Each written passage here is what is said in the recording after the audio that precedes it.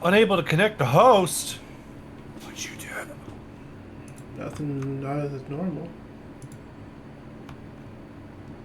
Why do I have this 25 cents? Why can I be in cents? Co-ops on, front only.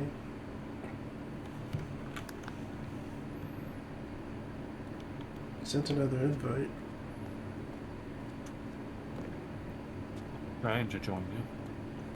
Unable to connect the host.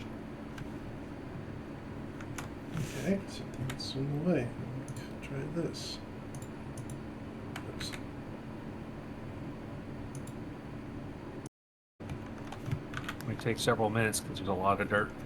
Dang fortune cookie.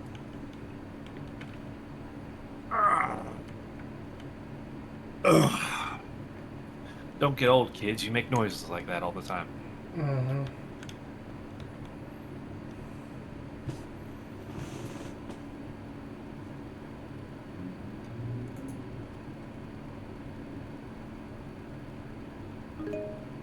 The cookie claims I have firm convictions.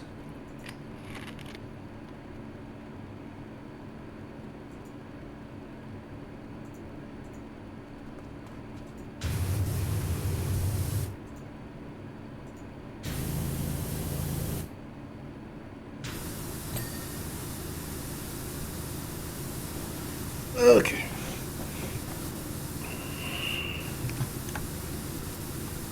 Okay, what? I was laying down on the couch. Where are you playing this from? I'm in my room. There's a couch in the game over here. See the left seat? Behind you? Oh. Do you just sit in the couch or you just walk? I was prone into it. What is in the couch? What does this look like to you?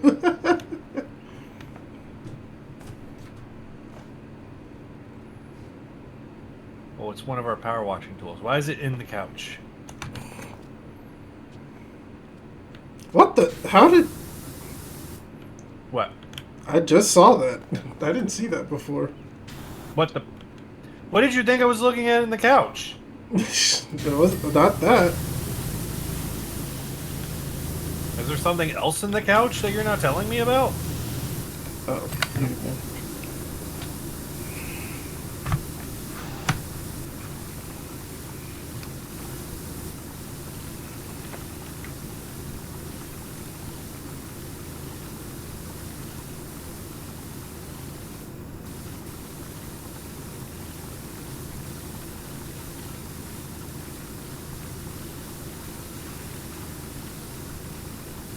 What are you stashing inside that couch that you're not telling me about? Nothing. That sounds like a lie. How was your week, Tom?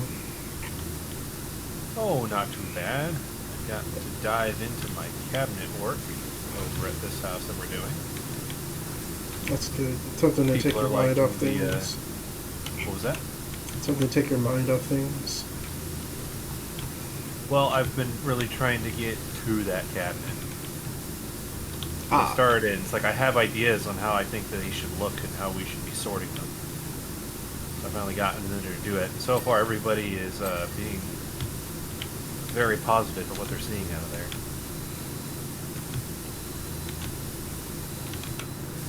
The thing that's been annoying is one of our newer guys who he's been at the house during the devicing part of it more than me, so he's kind of like been running it. Will keep coming to me and asking like, so what's about the percentage done that you are, so I can keep making sure people are here doing things they're supposed to be doing. It's like, okay, well, first off, I can tell them how far the cabinet's going, and second off, I don't know. I don't sit there and just arbitrarily percentage myself all the time. What percentage are you done? I don't fucking know. It's like, how would you know that? I just kind of sit there and I thought about it. It's like, okay, brain, think of a percentage. My brain's just like, what? So I'm just like, number.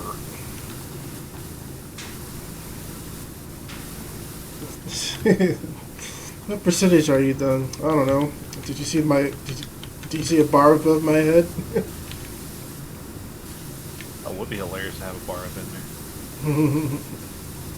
My See God, the does loading that bar? cabinet work? Like, one of the things that makes that question annoying is that cabinet work is one of those things you look at the cabinet and it's like, oh, this will probably take me like a few hours, like a day tops, and then like a week later it's like, okay, I've wired up the dimmers, now onto the relays. And oh my God, the amount of wire it's eating up. I definitely underestimated that one. So we're color coding like our dimmer extension, or dimmer loads and our relay loads and our GFCI loads. So I've been getting cable of different colors, and like one guy was coming, he's like, "Oh, do you need anything?" He's like, "Hey, why don't you stop by the store and get me the extra color wire that I'll need since you'll be out. That way I don't have to stop doing it. It's, efficiency." Gets there and he's like, all right, they only have red and 100-foot spools. Will that work? And I look at him and be like, yeah, just get like 2 of them. That should be fine.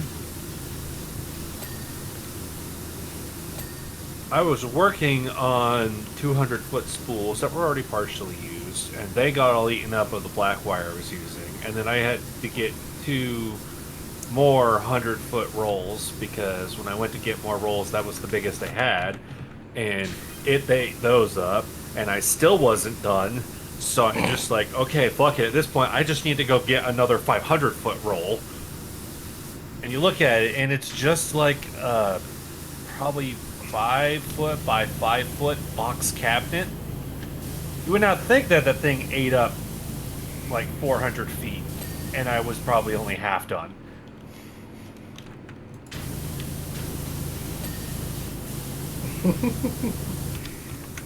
Oops. Project is just like, I think I need this much, and it's just like takes 3 times that. It's just like, I grossly underestimated this. I mean, the company's all fine with it and everything. I'm like, hey, I should probably make sure that's fine that I go drop like $200 on more wire for the cabinet. And they're like, yeah, just go get it.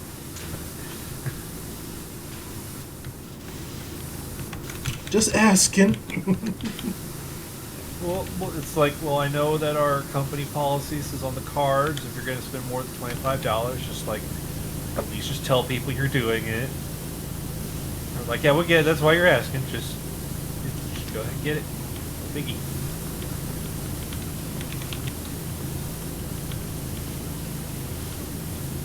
It's nice working with people that aren't fucking incompetent jackasses.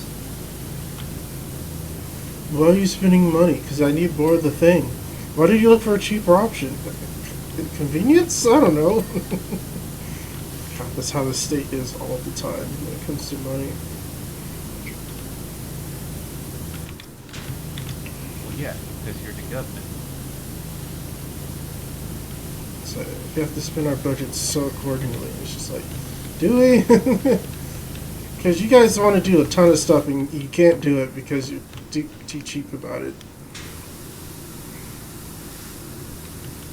Well, we're also the state that it's like, hooray, we grossed a $2 billion or $2 million surplus. Hooray! Okay. So what should we do with the surplus money? Can you fix the roads and the bridges so it's not we wait until they collapse and potentially kill people before we do anything about it? No, that wouldn't turn a profit, so that's not a good thing to spend money on. I am legitimately convinced that is why our state is so bad about fixing infrastructure. Because they look at it and be like, but not profit. Yeah, It's like, you're the government, why should you be giving a shit about profit? Right. We definitely had some, like, I just work with IT too. So when stuff comes up, then it's just like, what's the point of this project? And it's just like to make profit. That definitely was a thing before. I don't know if it's as bad as now. But there was definitely a policy beforehand. It was just like, doesn't make money, don't bother.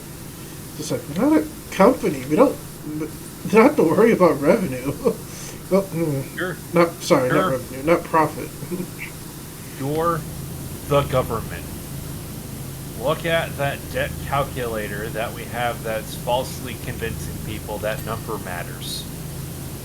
What has come of that debt calculator? Nothing. What Every you're time making in money doesn't really matter. Every You time just need to be able to it's just have like, enough that people are convinced on it so the economy doesn't collapse. But ultimately, you can kind of just decide you have more.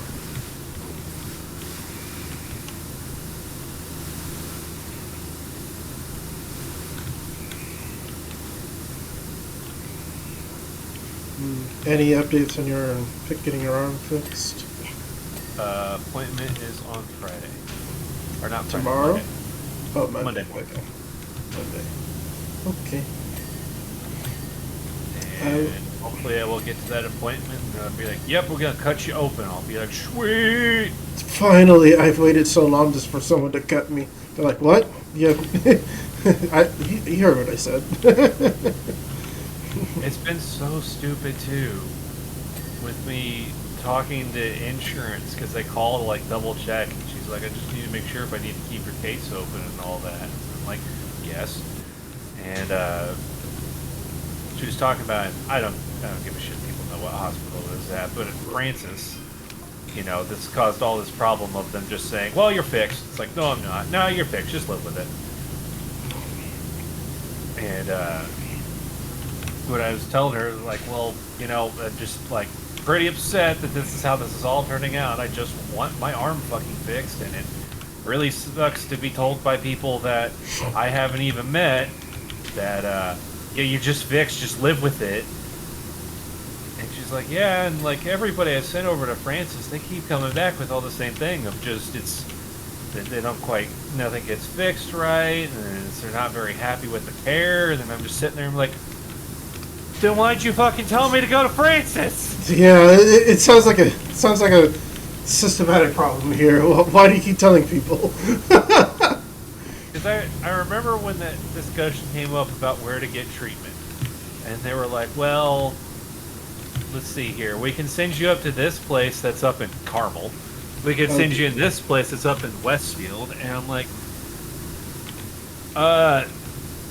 that's gonna be really fun to figure out all the times to be able to get to those things to do stuff. And she's like, oh, it's like, yeah, the business I work for is on the north side. I'm on the north side. She's like, where do you live? I'm not where I live. And she's like, okay,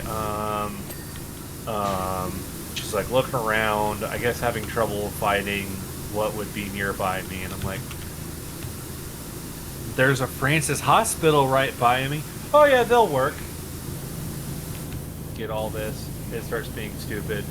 I bring up about I'm gonna get the second opinion, and she's just like, yeah, just go to a accredited ortho place. I'm like, well, there's an Ortho Indy right next to me. It's like, oh, I love Ortho Indy. They're great. I just send everybody there all the time. It's like, okay, if you would have looked at the map, Ortho Indy is across the street.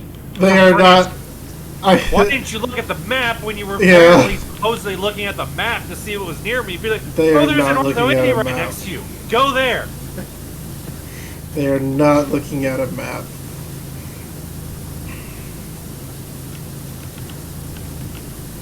Oh god, it's clear they're not.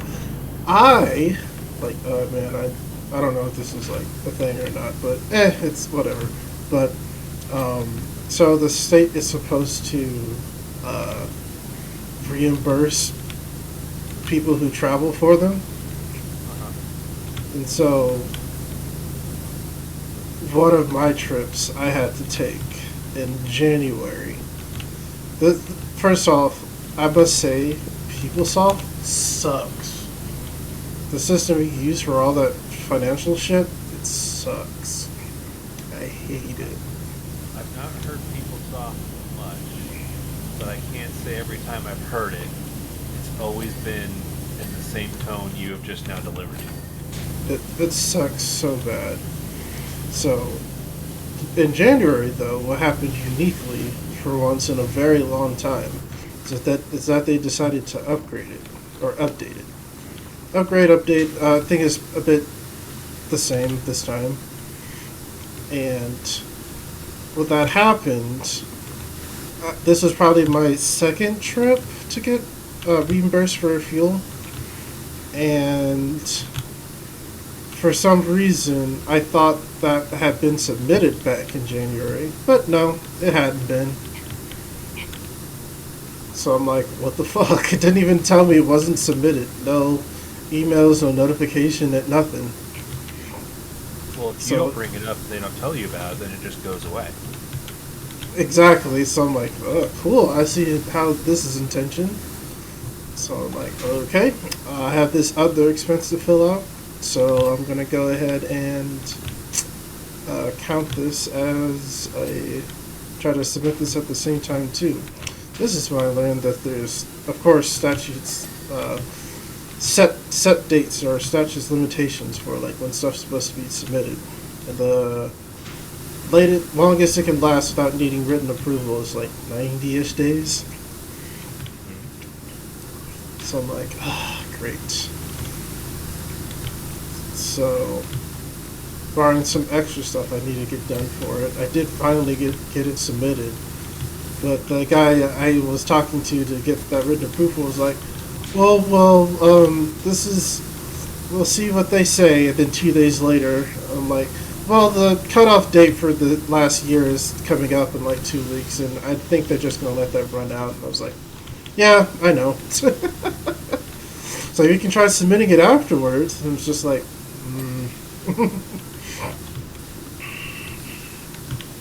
like, just fucking do it.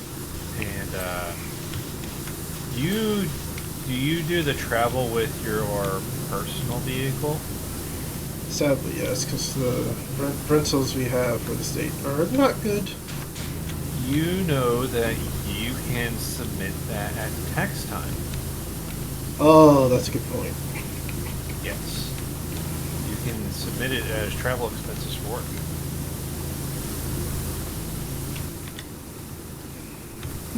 I believe it just does a mileage tracking, and there's some calculator for mileage you put in your car. What they decide is a tax break, but which you know, apparently, it's a thing. Yeah, which apparently they did like how accurate Google Maps was for that, so they switched to Oracle Maps, which by far like cheapens everything. And I'm just like, what pricks. So the fun thing about when you're submitting that on taxes, your tax forms only give a shit about what your odometer says. Right.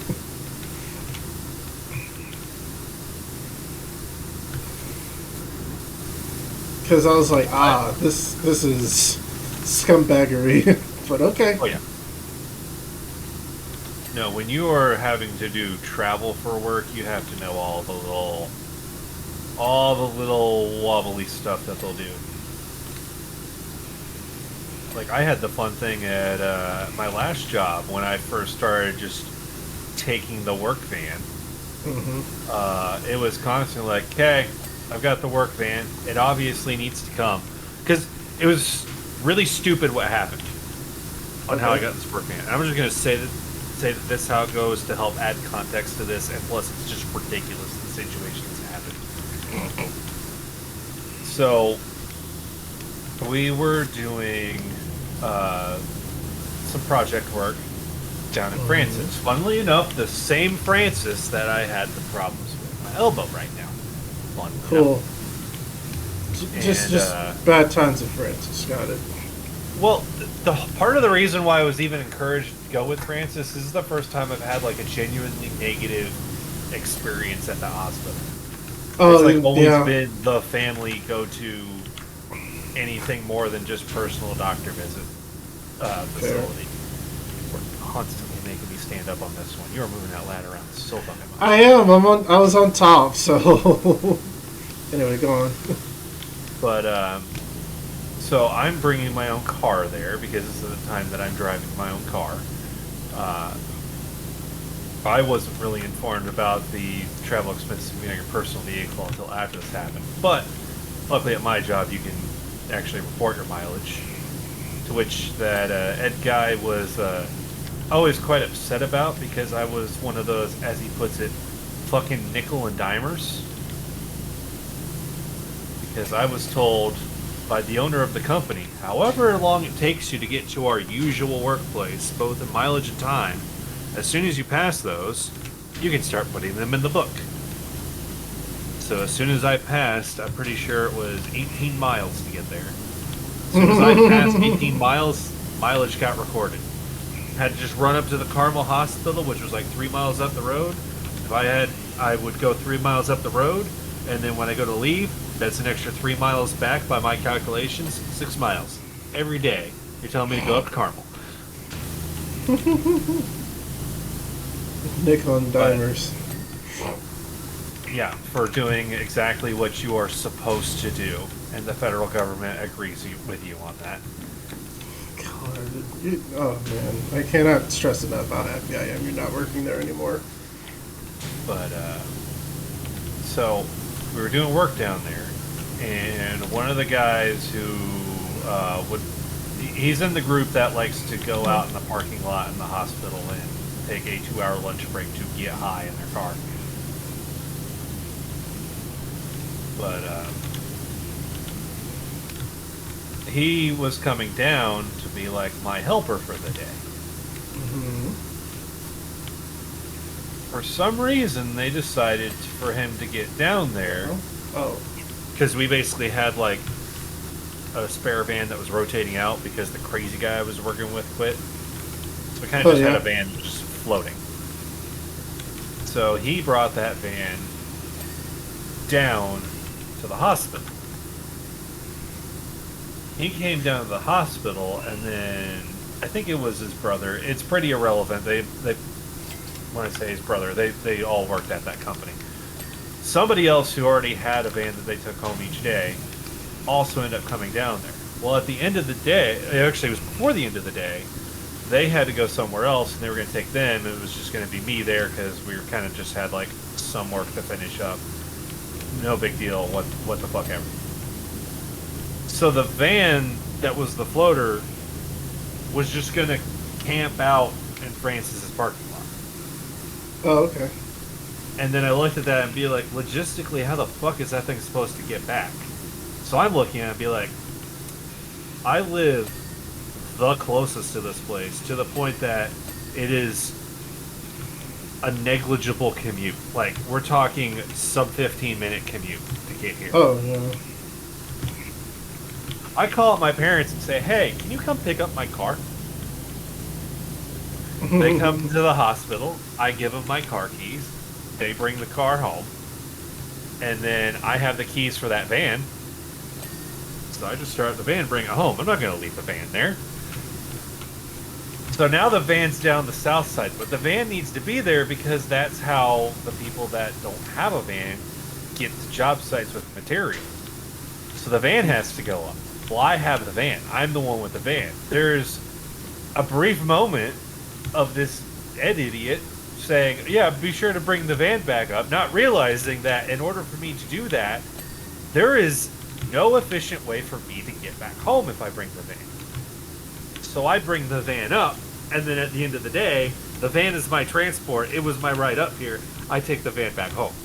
And I keep doing that. But then it turns into fun things of I will keep constantly sending messages to other people that have company credit cards, because I didn't have a company credit card at the time. It's like, the van's gonna need gas. Somebody better be fucking ready to fill it. Because I wasn't putting my own card to fill that damn thing up. This went on for months. And then Ed was getting sick of it, and he started trying to find ways to manipulate for it to get left there and be like, well, you can't just keep driving the thing around. It's like, it needs to get places. Come up with a solution. If you don't like it, figure something out. So he was upset the van was being driven? He was getting upset that the van was being driven because he had to keep dealing with the logistics of they didn't give me a company credit card and it needed to be gassed up. Just So get he you didn't a like card. dealing with the annoyance of I had to keep telling him like it needs to get gassed up. So just give you a card. Yeah, when the owner of the company got involved, that was his solution. Okay, you get a company credit card now.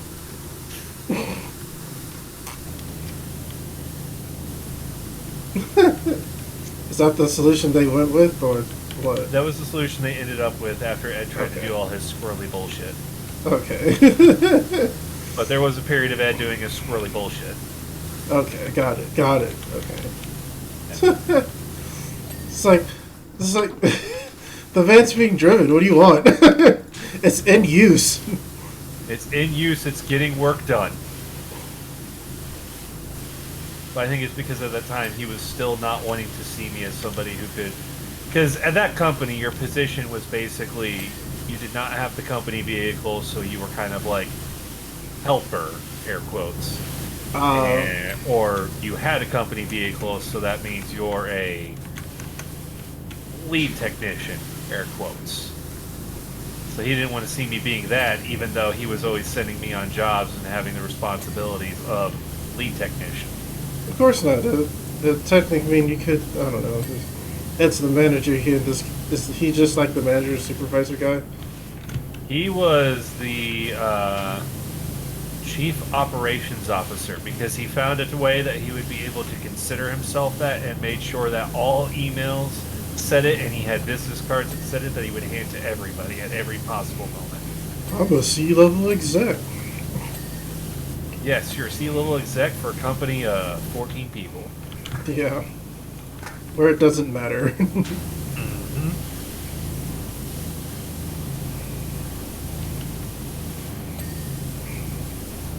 This is what would ultimately lead into me having experience doing fleet driving for a company. I mean, not like semi or anything like that, but, you know, work vehicles, it's still fleet. Mm-hmm. And that's what caused all of the fun stuff that happened when I got stranded at Kokomo 3 different times to the point of convinced the city is cursed. And it also turned into the fun thing of when I ended up having basically the last week that I was working there, that I was going to leave the basic. So the way it was set up, I had probably 15 days of PTO saved up at that company because I do not use PTO very much. I just don't have any. Normally I don't either. Yeah. I want to start doing it more, but I didn't have places to go and getting in things of doing home ownership and all that. And then you start being like, I can just take it to just be there, though.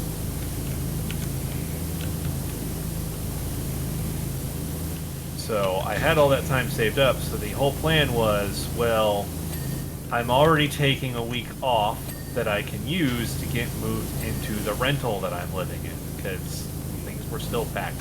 We were not very unpacked at all.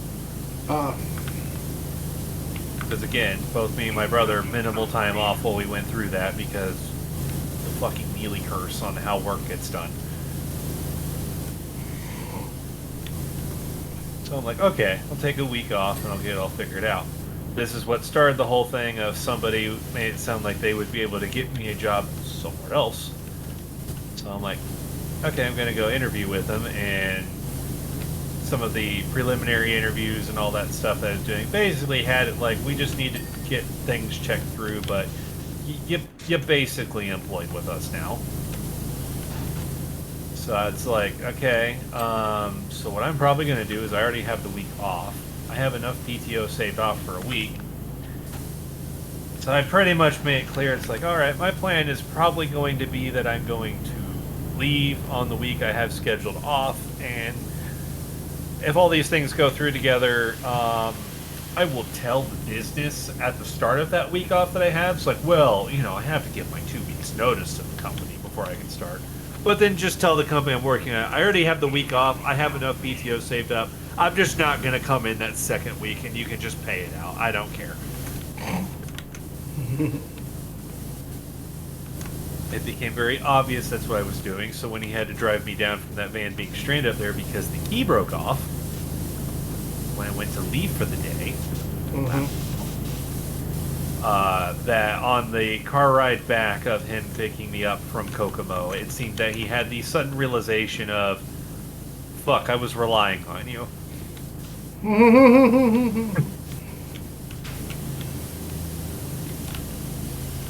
And I could tell he was already going to sit there and be like, okay, how can I convince you to stay? And it's like, I'm not going to flat out tell you you are a big contributing reason on why I'm not going to stay here. But I did tell him the diplomatic but still actually honest answer of, all I'm doing is pulling cable here. I'm tired of being just the cable pulling monkey. It's reaching the point where it kind of feels almost embarrassing when I'm at family get-togethers and people ask, what do you do? And I say, oh, I do structured cabling in hospital. Oh, you could do all this, basically like IT stuff, or set up my security, or all these other things. It's like, no, I just know how to put a wire there.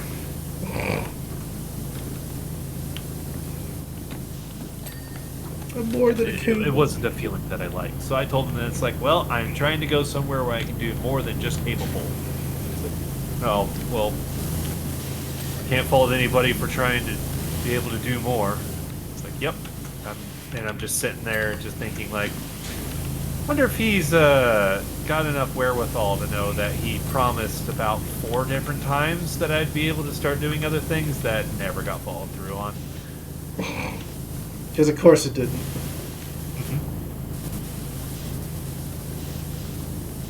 Like I was supposed to learn how to terminate all the fiber and everything. Never happened. He was saying that he was going to try and set up the company so we would actually start doing some of the networking when we would install our things. Didn't see anything saying that was ever going to show up.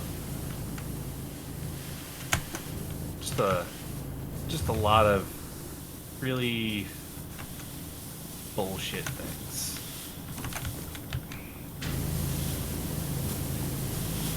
Woozy. How do you get up?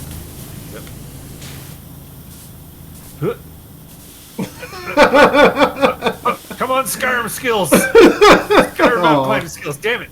I know. Okay, that's that. Any of these static links? Guys. They are so hard to convince the water to actually hit. The ones on my wing, they got cleaned by accident, basically. Same. Oh, got it. Now, where the heck is this wing mount sensor? Probably in the mount. I know, that was helpful, wasn't it?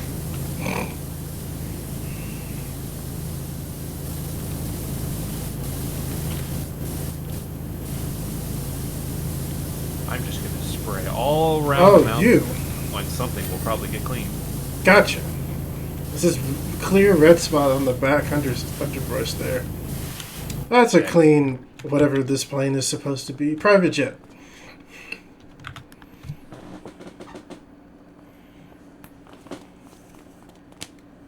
What do I must do? Was there a button to hide the HUD? Don't leave this area yet. But I want to hit continue. Not yet. Just give it a second. I gotta figure out if I can make my HUD disappear.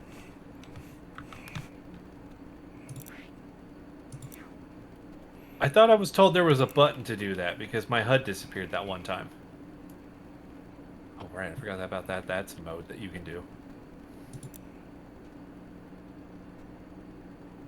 Okay, I can't make the HUD disappear, so I'll just have to do it the old-fashioned way.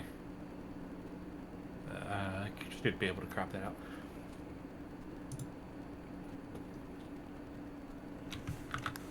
And... okay, you should be able to move on now. You're just going to turn off your HUD again. No, I got what I needed.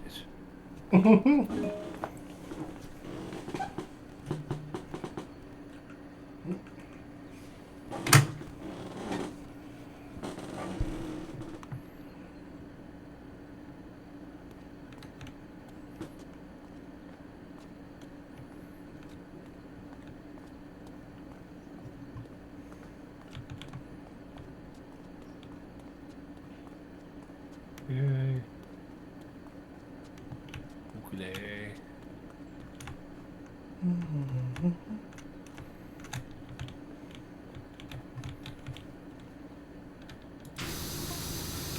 That's not what I wanted. Get out of the way, folder. Damn it. There we go. I will be at game night tomorrow, but I will not be at anime night on Saturday. Dick.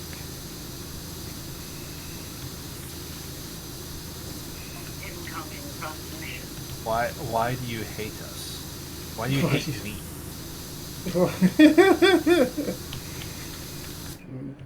Hopefully that my parents have finally decided to go see our grandmother. Okay. At least it's a reasonable thing. Yeah, to finally get that done. Because I called my dad. Because again, at the beginning of the week when I see them, at the beginning of the week on Sunday, they're like, "Take Friday off,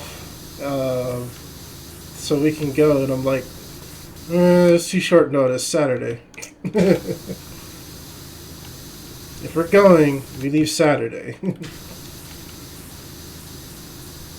And I called my dad again yesterday, and I'm like, "So are we still going or not?" And he's like, "I don't know.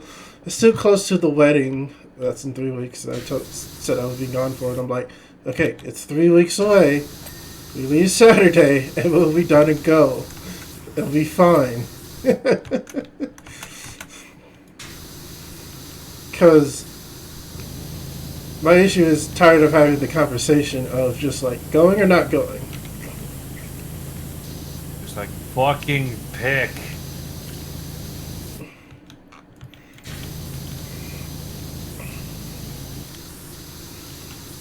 I was afraid it would keep giving me PowerWash Simulator links. I am getting links to Flight Sim. Oh yeah, did you see about that? Did you see the Dune looking thing they did for that? Good looking thing they did for that. They did I forget the name of the aircraft, but they did like a mosquito aircraft thing for Flight Simulator for this next iteration. Mosquito looking thing? You say mosquito looking thing, and my first thought is to the British mosquito. Fair. Yeah, they put in like a sci-fi aircraft from Dune into Flight Simulator. Not that they haven't before, but this one was specifically from Dune. They put a Dune ornithopter in? Yes, that was the word. I couldn't remember what it was called. That's interesting.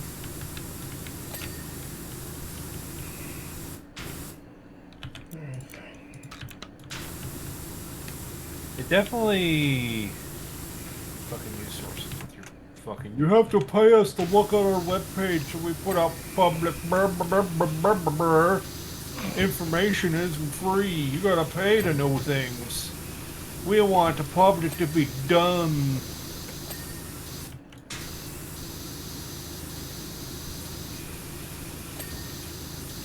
I can't find an exact match of what the fuck we just watched. Oh, really? I can find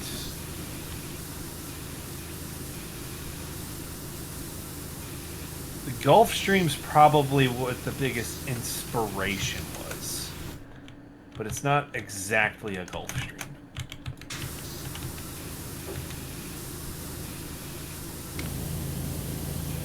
There's also a Honda Jet that looks similar to it, but isn't exact.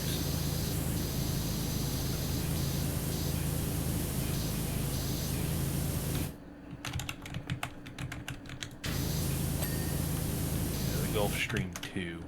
That's probably the closest comparison.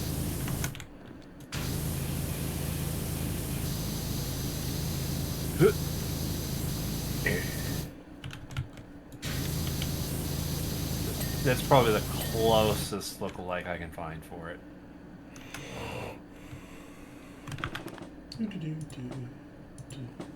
Oh, I'm looking for this place. There it is. Oh, yeah. That is the closest. The whole reason I had to look it up is there was a feature on it that was on it that I was looking at, and I'm like, this feels wrong. There, apparently the fuel cap was right underneath the engines on the absolute bottom of the aircraft. And it's like, that could be right, but I don't know if that's right.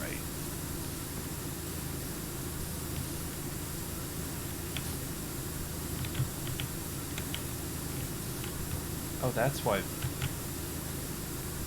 I was wondering why a precursor to fucking Reaper had to show up when I hovered over one of the hyperlinks on Wikipedia for that thing.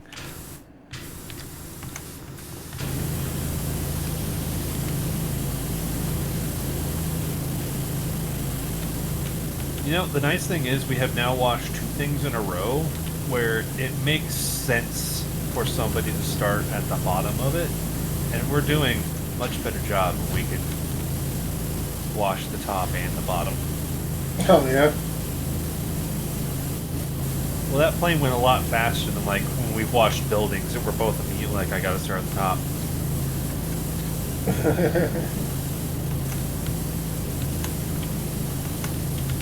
Wash the cat ornament. Wash it. Why is figurehead still dirty? Oh, bad. Why is what still dirty? The figurehead on the... it's a cat. Rattle.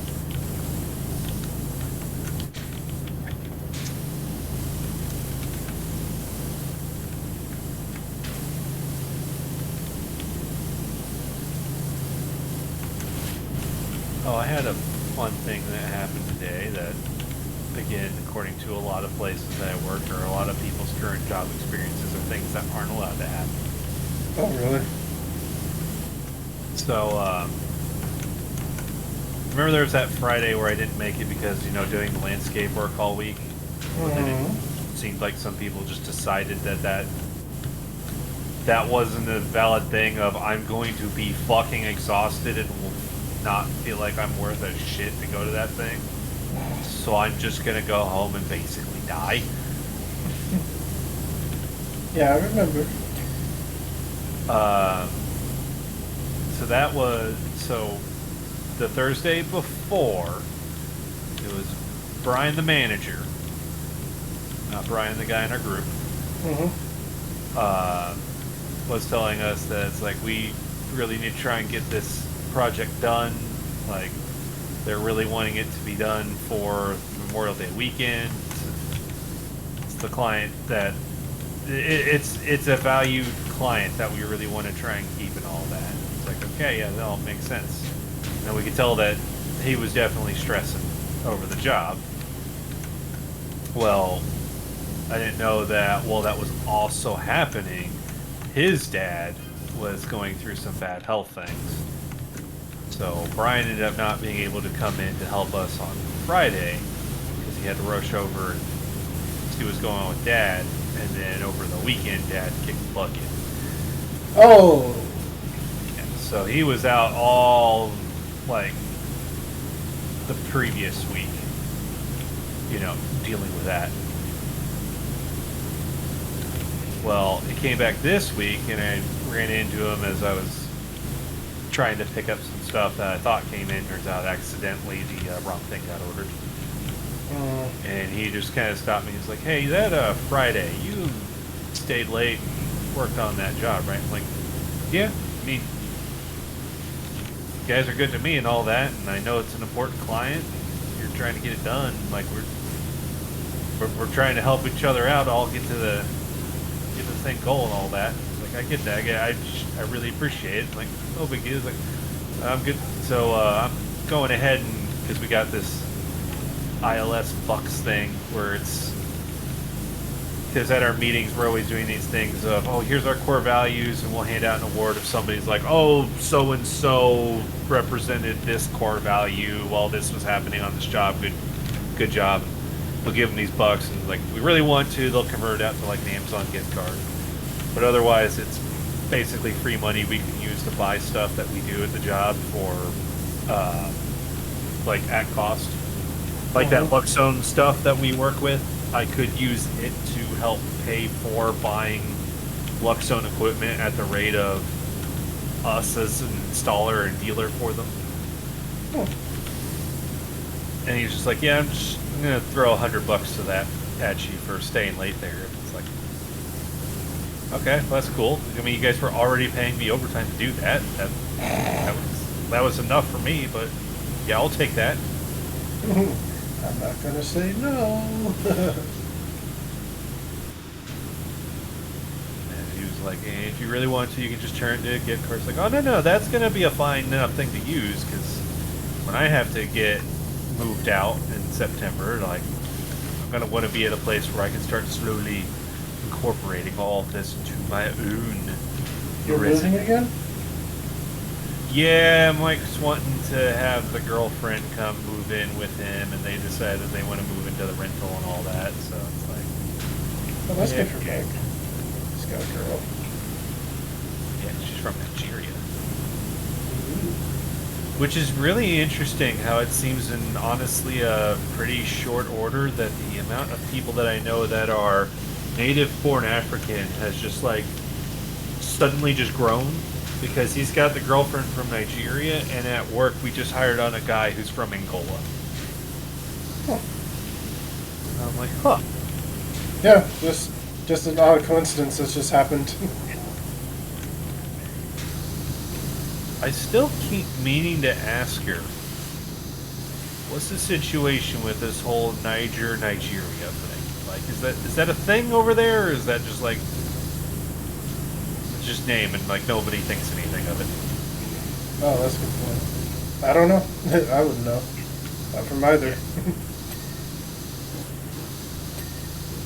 It was funny though because one of those daytime shows, I think it's on NBC right now, is Bob Hart's Abishola.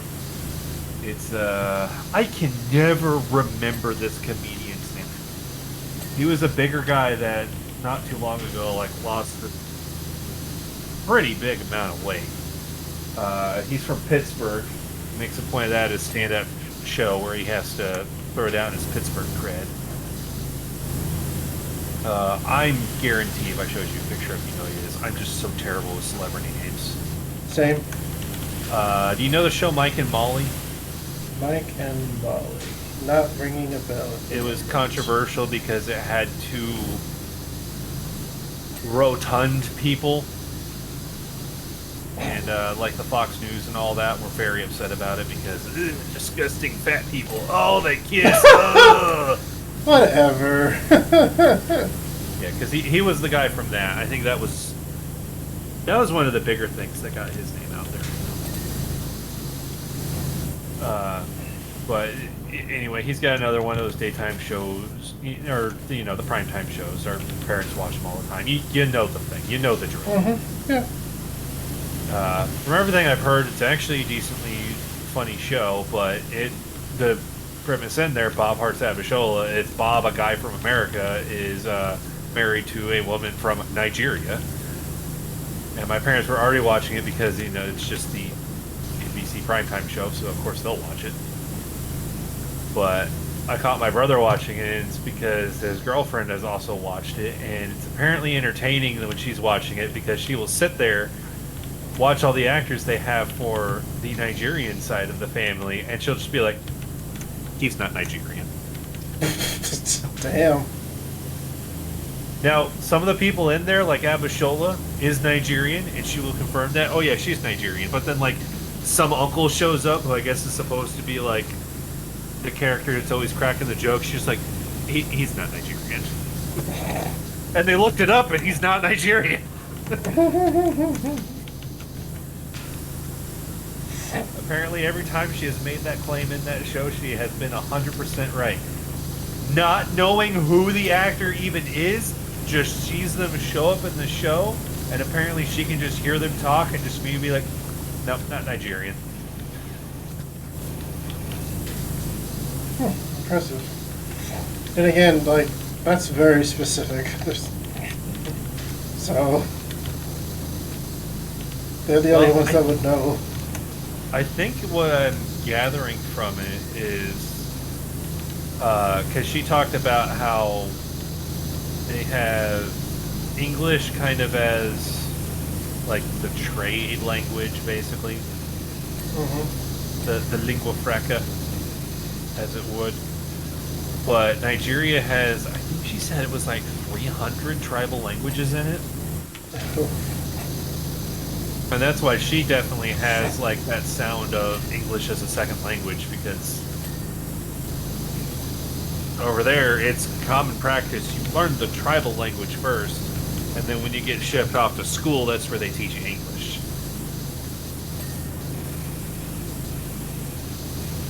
But I think it's because of that you kind of get the whole Korean, Chinese, Japanese thing, where there are, even if they're going to, like, if you take Chinese, Korean, and Japanese, apparently from what I've heard, you put them all three in a room, and, like, say the Korean and the Japanese have, like, a master's degree in Mandarin Chinese, and you have them all speak Mandarin Chinese, the Chinese guy will be able to tell you who the Korean is and who the Japanese guy is based off of certain inflections and how they speak. I'll be honest, even when like reading like manga a lot lately, I have no idea how Koreans like normally speak.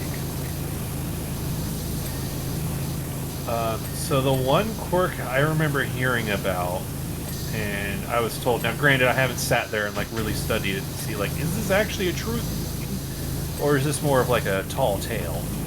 But supposedly, because like, you know, the racist thing of the struggling to say R's,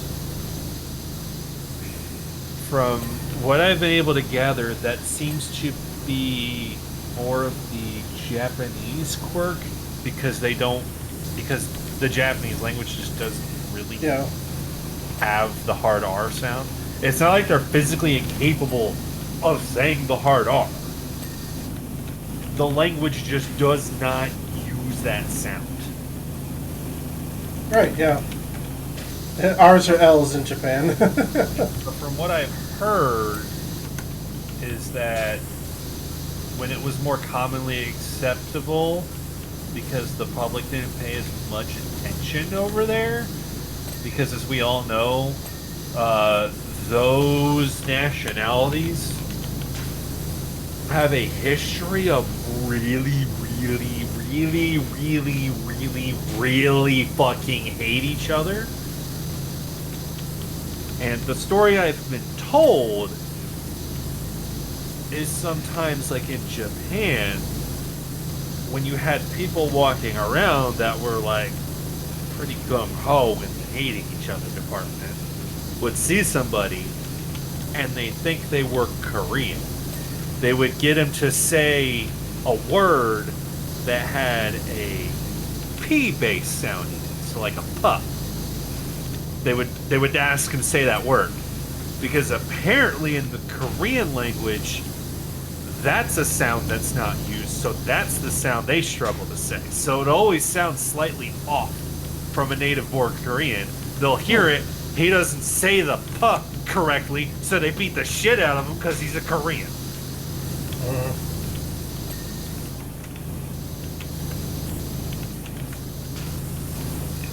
And I believe the Chinese quirk, from what I've been told, I've not sat there and like tried to dig into, is it really a thing, is the L sound, I believe.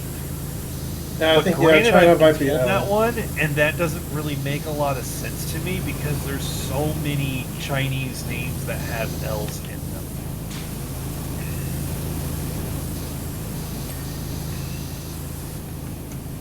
Yeah, it doesn't.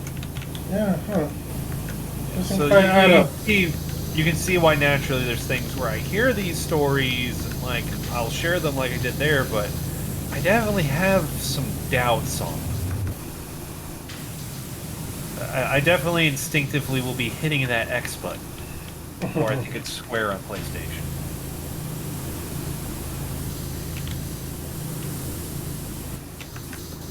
Is the window part of the wall and not just a separate window piece?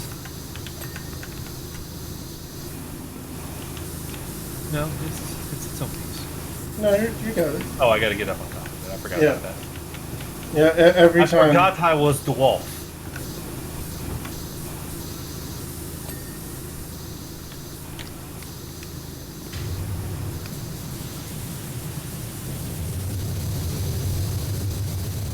Now, granted, that was that The whole sound thing doesn't about- like it. The sound doesn't like it when we do that. We do what? But we both have the like the strong blast on. It doesn't like it. I don't see what the problem is. My sound sounds fine. It just sounds like we're power washing. This boat looks pretty, but we're still not done. What the hell is the cleats? There's stuff up here.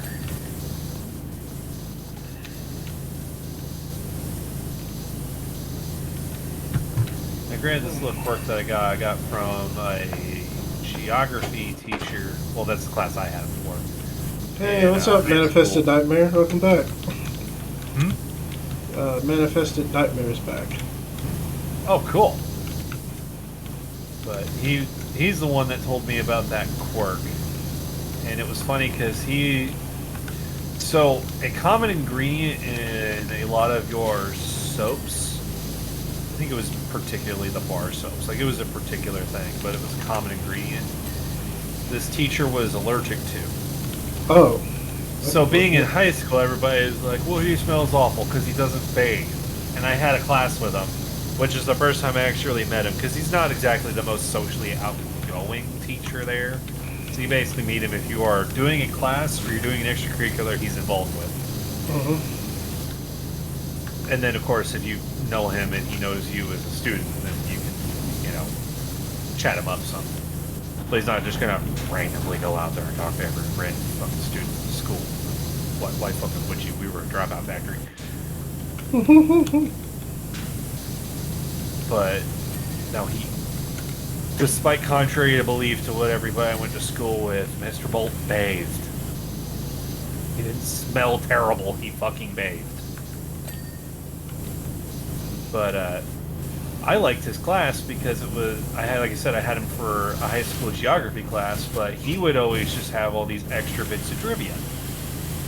Because he would actually, branch out and study things and would just share them in class. Like, he shared with me a thing that I never would have thought was a thing. Apparently, because, in Europe, the Crinspian denominations are the popular religions that are there. Mm-hmm. And there's also the strong Catholic influence, especially in kind of the Eastern Europe area. So apparently, because there's the big Catholic maneuver when you're talking about your Father, Son, Holy Spirit, or Holy Trinity, it's apparently different depending on who you fucking ask. I don't get it. It's dumb because they're all the same person apparently. But you do a whole thing where you draw out a cross, where you touch your forehead, touch your chest, and then you alternate touching the shoulders to make a crucifix. Well, I remember being raised Catholic, that the procedure was you did the forehead, you did the chest, you did the left shoulder, you did the right shoulder. That's what we all did, that's what everybody did, that's what they taught you to do. Apparently over in Eastern Europe, they do it differently. Don't know why. Mr. Bolt does not know why. He just knows this is a quirk where they do the forehead, the chest, the right shoulder, the left shoulder. And that's the thing you do. And if you do it the other way, it's not like it's wrong, but everyone looks at you like, that was weird. That's That's funny. Which, as I think about it, I actually kind of remember going to the Sunday morning classes and like somebody would do it the other way over here, and it's not like it was wrong. You just looked at me like something different just happened.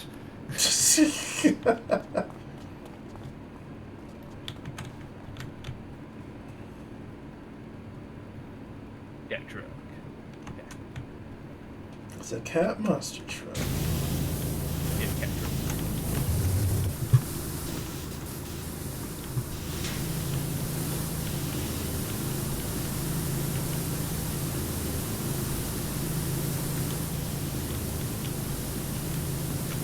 Remember how we got Yeah, that's hard. So a lot of games got announced this week. what got in? I'm terrible at keeping tabs on that stuff because I engage with social media, and according to social media, incorrectly. According to how a human should interact with the world, very correctly. Yeah, you told me this one because I completely missed the Space Marine 2 thing. Well, I was of course going to see it because I'm watching the War Compost because 10th edition's slowly eking out of us. Just slowly seeping out of us. I'd say that's the appropriate term. Seeping. Anyway, so one game I was excited for from Xbox was Obsidian's next game, Avowed. What's Obsidian putting out? Their next game eventually is called Avowed. Avowed? Or Yes. Avowed. A-V-O. Avowed. Okay, gotcha. Yeah. Yeah, Avowed. So, the last time they talked about Avowed was like 2019, I think, a few years ago. But apparently, now, this is, I think, purely speculation from the fans at the time, but everyone thought it was supposed to be like Obsidian, like, opened up and unlocked to like, hey, they're making something as big as Skyrim, I hope. I feel like I remember people talking about that before. Yeah. Because at the time, that looked like something they could pull off. Apparently, that's not true. Or at least they've rebooted since then, and that's no longer the scope they want to go for. I don't recall seeing anything there where they officially said that. I definitely Right. Definitely a fan thing. Right, yeah, it was purely a fan thing, so I'm like, yeah, fine, whatever. They're making all- a live service game with microtransactions. It's not, it's just Avowed is Yeah. scaled I was down. expecting that to be the twist. Yeah, but and normally it is, but no.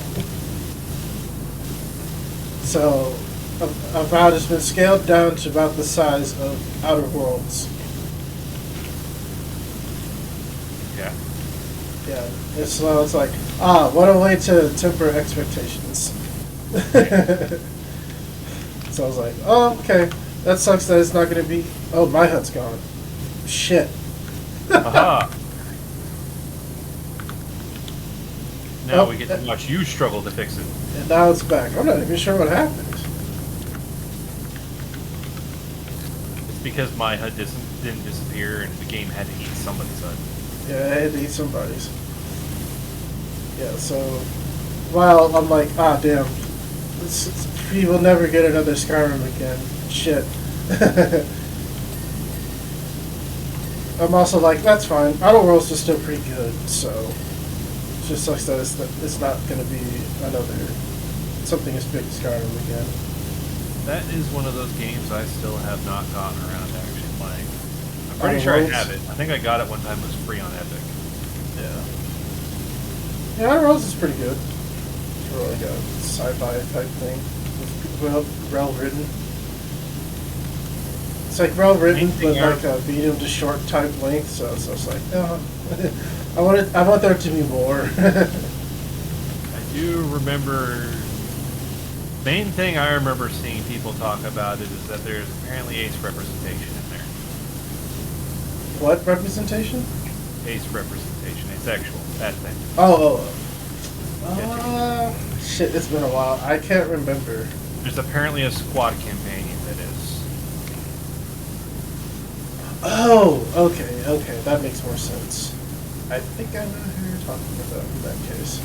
I mean, I fucking don't. It's okay.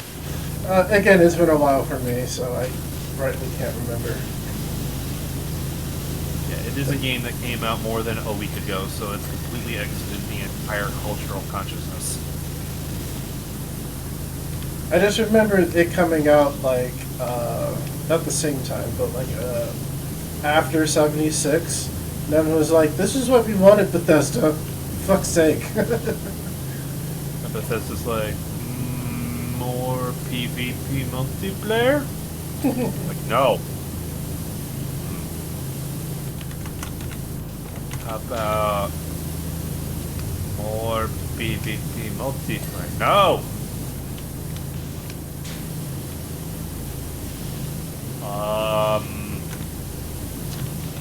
More PvP multiplayer? No, god damn it! So yeah, it's just like, oh well.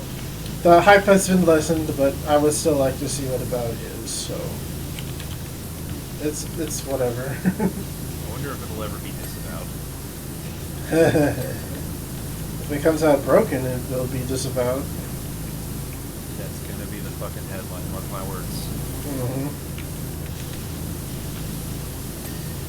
I should hurry up and copyright it so they can owe me royalties. Okay, speaking of Bethesda, you've seen this before. They're promising a lot with Starfield, so Yep. yeah. But they also put out the marketing buzzword of least buggy Bethesda game ever. And I'm just like, I'll believe when I see it. We'll believe it when you see it, and that's really not something that should be a marketing campaign. Yeah. So I'm just like, fuck, just please, just be good. That's all we ask. Like, we may know that when you put out your modding tools, the community will probably fix all the problems you put into your game. Like all those things that you should be patching and you were well within your capability to fix, but you don't. Just don't. You know the community's gonna fix it. Yeah, that's not really how you should be making a video game. Just saying.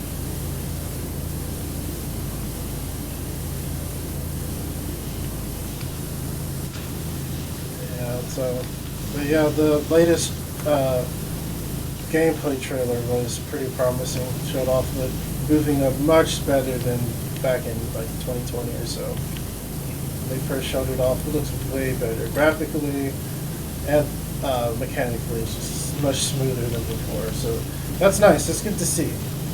But I no longer trust anybody, so not gonna pre-order.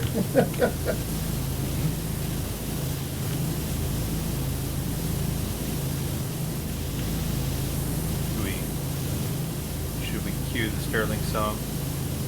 Bethesda is pathetic. Oh, I wish I had the song. Their song. Damn it.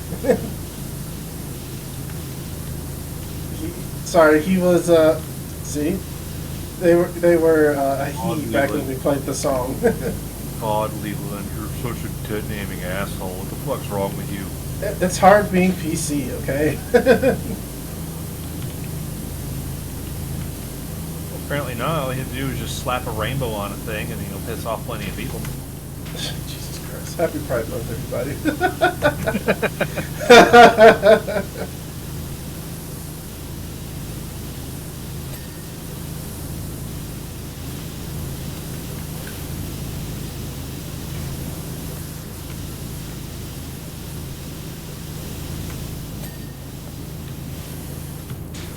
Whew, okay, this thing has a lot of crevices. I just can't always find Oh, yeah. it, so this is gonna take a while. There's just so much in it.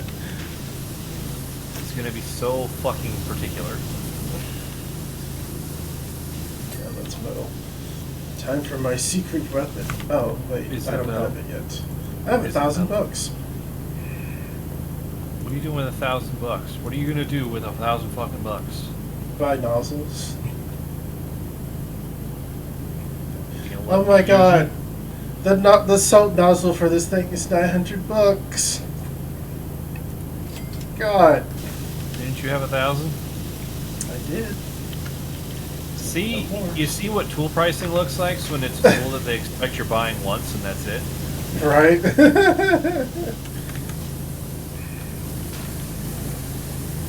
But at the same time, I'm also saying don't run out and get the Harbor Freight version of it. Oh, my dad likes Harbor Freight. So Harbor Freight. Oh no! Don't know this store. For people that do not know about this hardware store, Harbor Freight is a great store to go to if you're buying a tool and you don't have the tool. That's what he uses it If for. you're doing yeah. the job and you're doing it once, go to Harbor Freight. Electric drill, cordless, $20. Perfect. You're not gonna. What are you doing with a cordless drill? You're occasionally hanging up a picture on your wall. Fucking cool. $20 cordless drill. You're done. Sweet. If you have ever bought a tool at Harbor Freight and the tool is broken on you, they inevitably will break on you. A Harbor Freight tool will break on you. But if you break the Harbor Freight tool, do not go back to Harbor Freight to get a new tool, because that means you use the tool more than Harbor Freight wants you to use the tool. Yeah, yeah. That's very true.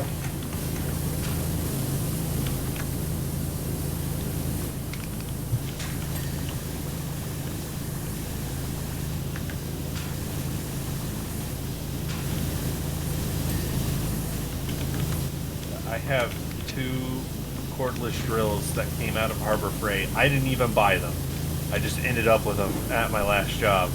And they are currently, the entire plastic shell is in 2 pieces, and the whole core, well, it's not fully in 2 pieces, they're kind of splitting apart, and the whole core of the drill is shooting out the front of it through the chuck. Jesus.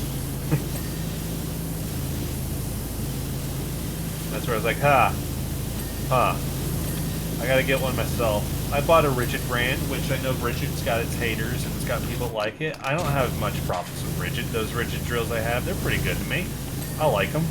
And then I got this job I'm at, and just let me put the back of my hand on my head as I lean back.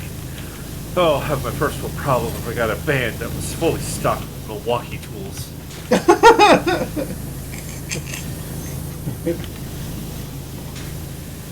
You fortunate thing, you.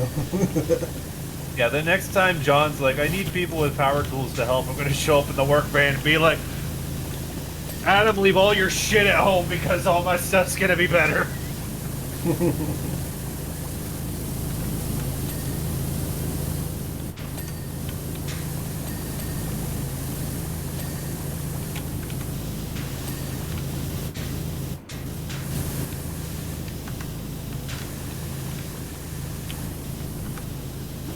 Be clean, damn you. Yeah, it's funny with even having just a van stocked with Milwaukee tools when it's like, go in there and just like, alright, there's a tool I know I could have, but I don't have it, so dealing with how it was at my last job, like, alright, I just gotta figure out how to make it work without it. Gotta make this all work. Get done with a job. Manager Brian comes over and asks, so how'd the job go? I thought it went alright. This thing ended up taking longer. I wish I would have had tool for it. He's like, you need X tool? I'm like, I mean, yeah, it'd be nice to have it. Okay.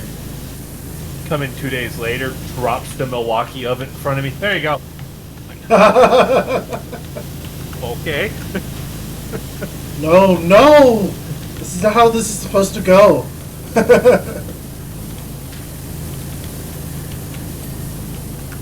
Just have a completely adverse effect to kindness. It's like, what are you doing? Getting They the stuff made you need for comments your about job. that for the first 6 months of me working there. Oh, really? Yeah. They're just like, what is this? What are you doing? Is this coming out of my paycheck? What? No. I don't believe you. Stocks on a van. Okay. Then. What? Okay.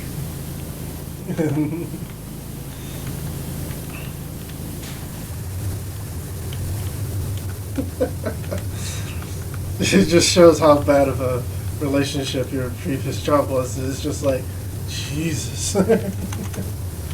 Oh, it was funny though. I tried to make sure that when I had to buy tools, when I was just at the point where I'm like, fuck it, I'm buying tools. I made sure the tools I bought were tools that other people, like I would go out of my way to make sure people would use some of my tools to get to the point that a few people working there started relying on my tools. So when I left, it's like, hey, by the way, none of those were bought with company money. Show up in my car after as I'm about to quit. To show up, doing that whole thing of walking down the street where you got your arms swinging to the side, when you got that wide stance, that whole thing they did. Just drive to the van and just pull all the tools except for the ladders off it, throw it in the car and be like, see ya, these were all mine. Nice.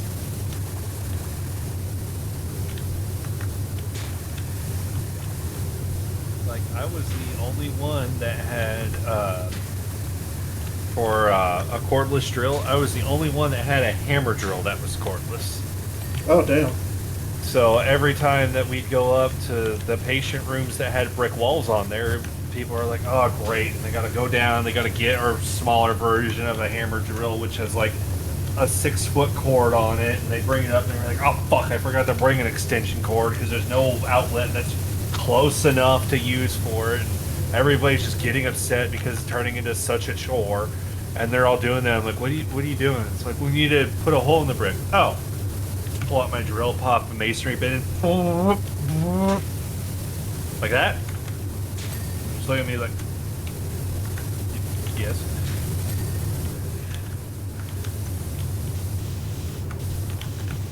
Because I found out all of them wanted to be like, oh, I have to get a tool myself. Harbor Freight. And I'm like, I need to get a tool for myself.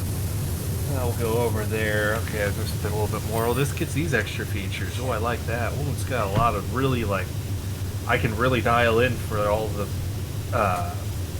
for the RPMs and torque in there, so I can make sure I'm on the right setting for all the right material. All right, we'll get that one. And then, like, when we had to go in that brick, everybody, every time they were drilling, it was taking forever because all he was using were the cheap bits that came with the box of Taptrons with concrete screws. So that bit is already a cheap bit. It's going to wear out almost immediately. So they're all drilling with all these old beat-up bits, and I show up with the bit that's meant to fit in the chuck in my drill. And it's like, this is a new bit, and a higher quality made bit. So I just put it in there, and it's like, it was on fucking brick, which is soft, which is the easiest thing to drill. And your head's gone again. you see them sitting there, and it's taking them like 5 minutes to drill through the brick, and I'm like, damn, that looks really annoying. And it's like, yeah, can you drill in? I gotta put another raceway there. Okay. Whoop, whoop, whoop, that fast for the 3 holes.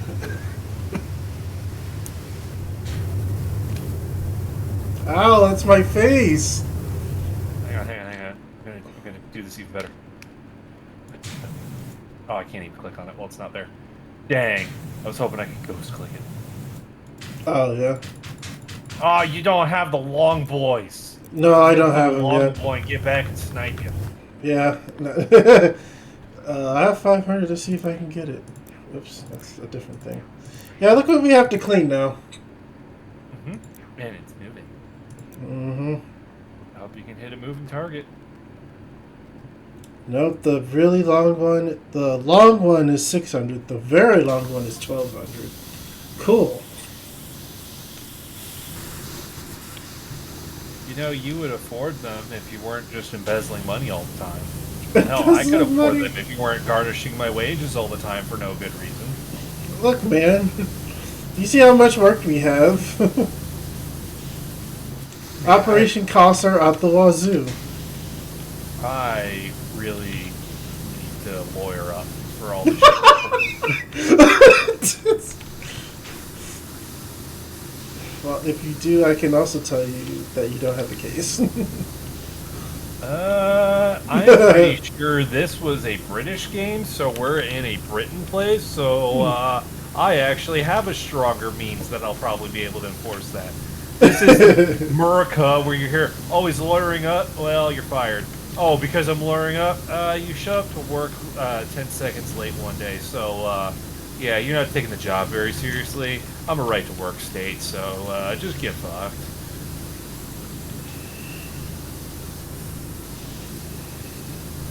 And then you turn around and be like, God, why does nobody want to work anymore? I just don't have any employees. Nobody wants to work. Those fucking millennials. Yes, it's our fault.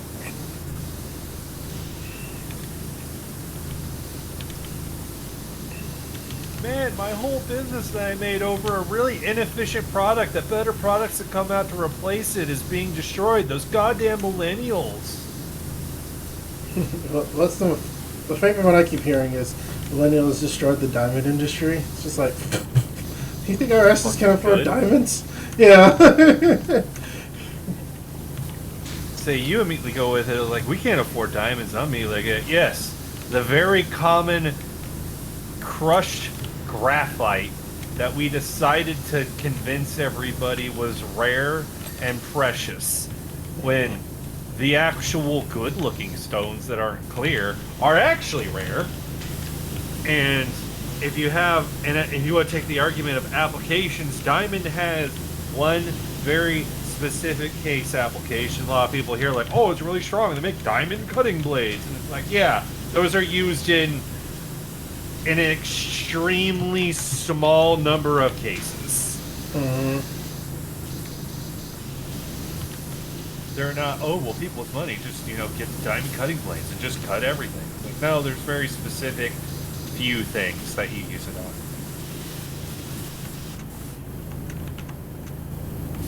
Did we not have a step stool to be able to get on top of that sign? Oh, the top of that sign's just magically clean, I think. No. Yeah. No. Oh, it's not? Oh, that's interesting. It's lightly dirty. It's slightly soiled.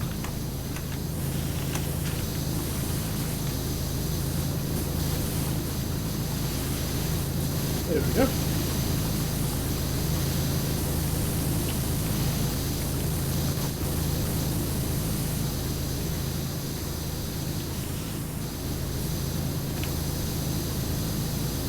By the way, I see the barber pole look at here. I have to rant. It's an older video of the Game Grumps, I know. Okay. It's more than a day old, so that means it's old. I'm an old man that I even bring it up, because I know that's the way the internet works. But, it frustrated me, because Aaron decided to drop a factoid, and it was wrong. Because I didn't see that video within the first 5 minutes of it posting. I know if I left a comment, no one would read it. Trying to put the trivia of why barber poles look the way they are. And he was slightly right, but wrong. Oh yeah, this is old. I remember this video, but I can't remember like what exactly the factoid was. He was saying that it was a bloodletting tool. Oh. And because he was taking the thing of, yes, barbers at the time were involved in medicine. Barber pole. Oh, that's right. Okay. Yeah. The barber pole was not born from a bloodletting tool.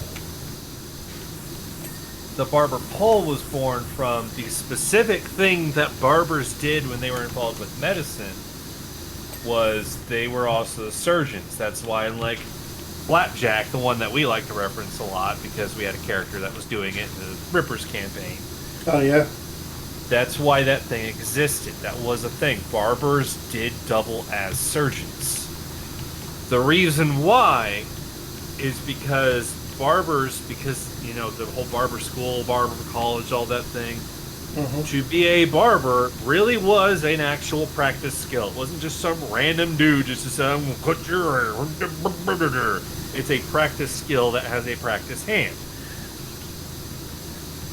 So barbers had sharp tools that could be used for surgery, had a practiced and steadied hand to do the work that they were doing, and had all the places to clean it. So it ended up being in smaller communities, they were doubling as the surgeon because it didn't take much to just attach the facilities to do that. And then usually it'd be like a really light surgery, like stitching you and shit like that. They would just do that. If it was something more involved, you would have like an actual doctor show up to be like, this is what needs to be done. But that's where you have that whole thing of surgeons aren't necessarily doctors in current medicine right now. They know about cutting you up and doing stuff to you, but a doctor says this is what needs to happen because this. Yeah. It's a very close relationship. So the barber pole was originally, it was kind of more of like a turntable thing. It's the drying racks, like you've seen them in fantasy things where they catch like pheasants and other small birds and like rabbits and all that. You have that little ring rack that they dangle them off of, the bloodlet. Yeah, yeah. That was also a thing that you would use to dry out like towels and rags.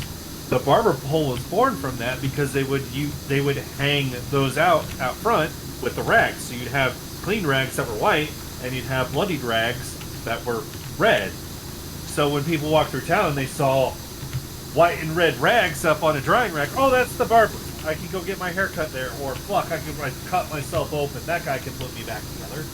Oh, when they stopped doing it, they just kind of kept that, and it unofficially became the symbol of this was a barber. And the barbers no longer had to do surgery, so barbers said, yeah, we're going to keep the pole though. Okay. I see why Aaron was partially right then. Yes, he was close, but he had the who right, and he had the when right, but he didn't quite have the why right.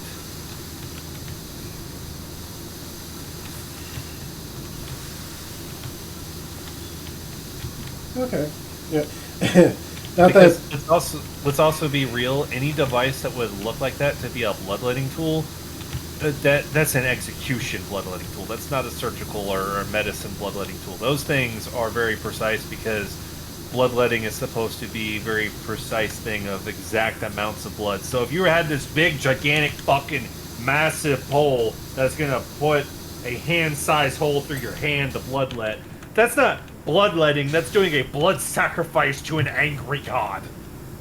You're standing still again. Because I'm talking and I use my hands when I talk when I get spirited.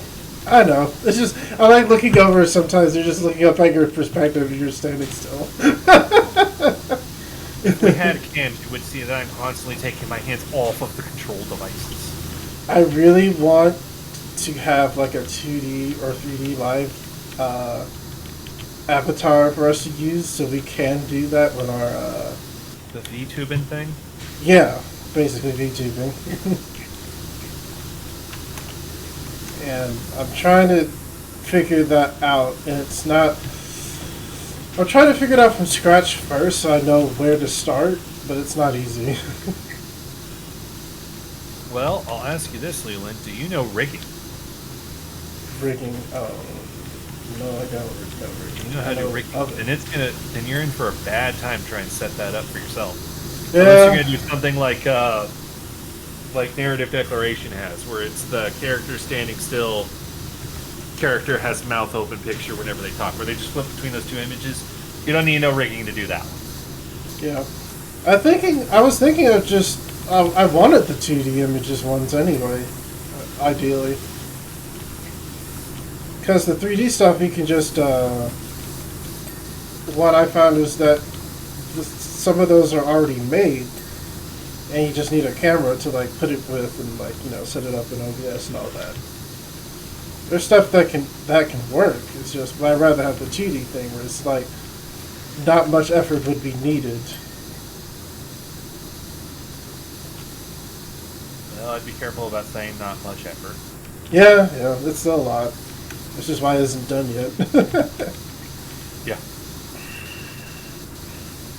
That could be one of your 20 things you do in each combat round. You know I gotta keep giving you shit about that. Yeah, and I'm glad you do, because I have noticed, but it is something I was like not really trying to do, but it just happened. And I was like, oh, ADHD again or something? What's going on? What do you mean again? What? It's like getting the common cold. Oh, I got the ADHD bug. It's like I remember like way back when we were doing it at Adam's place. I got the same comment from Marcus because I was switching from stuff to stuff constantly throughout the night. I was like, God. Oops. Well,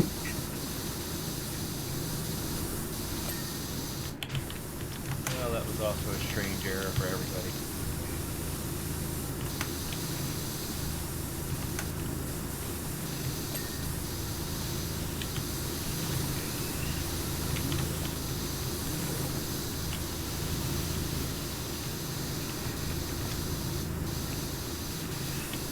So what did you vote for those campaign idea things we had to do voting for?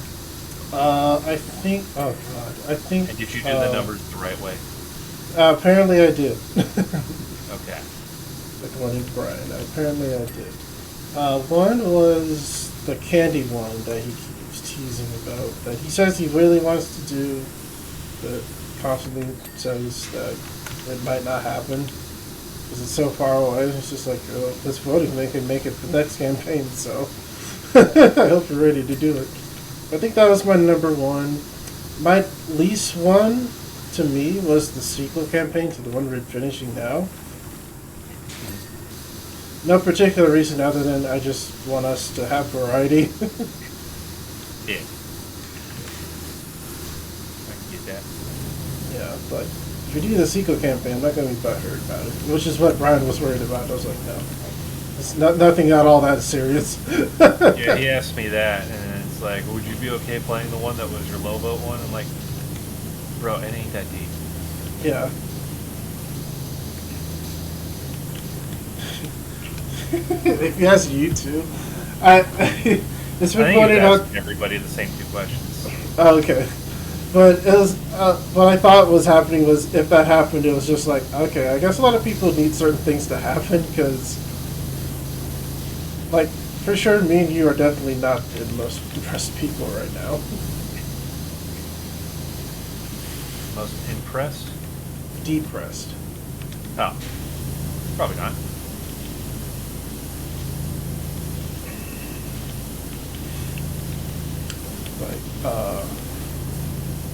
Like Marcus tells me, he's like, "You're not depressed." It's just like, should I feel bad that I'm not? Because because whenever he brings it up, it's just like I just feel bad because I want to help, but at the same time, I don't know how I can.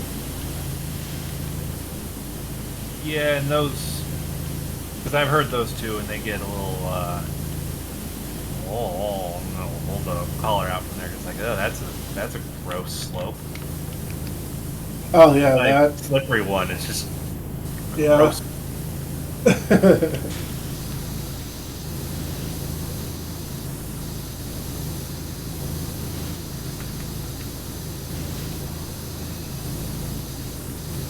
Because it's like it's nice that I feel pretty good about myself right now, but at the same time, it's just like my friends aren't happy. I feel pretty bummed out about that.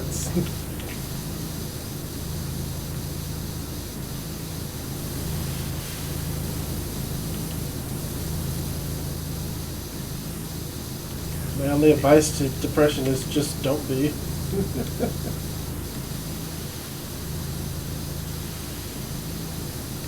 Like, I know enough to know that it's not always just a thing of like, we'll just go outside and we'll be fixed. Like, No. brain chemistry be a weird thing, yo. Yeah, it's weird.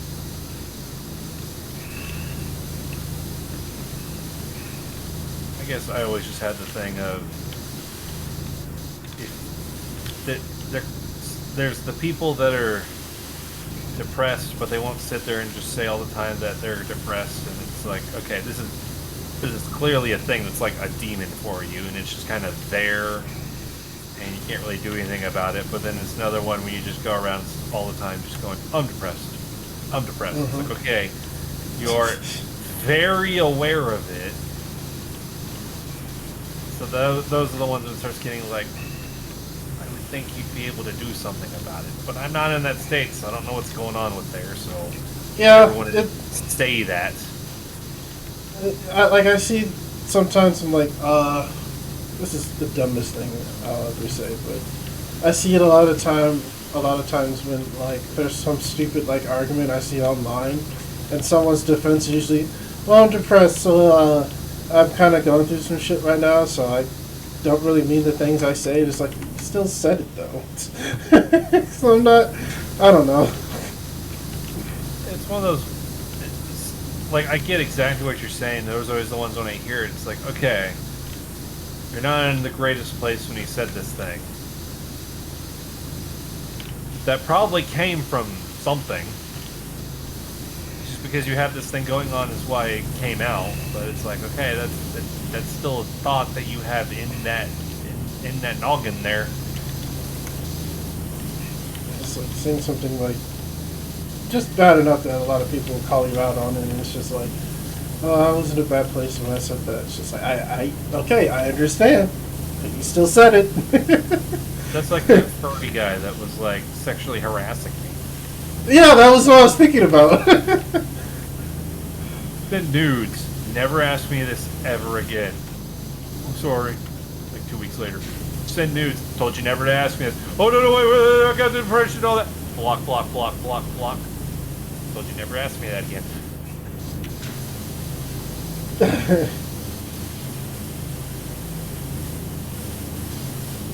It's just like, I want to feel sorry for you, but it's the thing of, if it's a condition, don't use it as a defense. Then it doesn't help.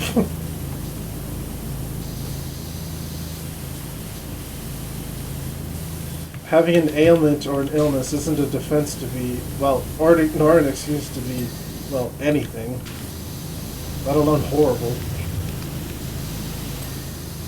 Or in your case, annoying. Yeah. I'm sure we just offended many people on the internet. That's okay. We're polling negatively on Twitter now. So, I was looking at comments our channel is getting, the few comments we get. And one pointed out that... We actually get comments? Yeah, we do get comments. This is the first you've told me. Because there's so few, and then most of them are not inconsequential, so I don't really bother saying anything. But one brought up like good thing. He's like, you guys. One was pretty like complimenting us a bit about like, hey, you guys are kind of funny, but you guys don't get enough views. Why don't you try like this service to get more views to help promote yourself? I was like, oh. So I looked into it. It's like, oh, this is kind of a thing, but I don't know if it's worth. I've always heard about those things there, and every time Yeah. I don't know how much of these are like a real thing or a horrible thing. Right. So I was like, I don't know how much I want to bother using this if I don't have to, but sure.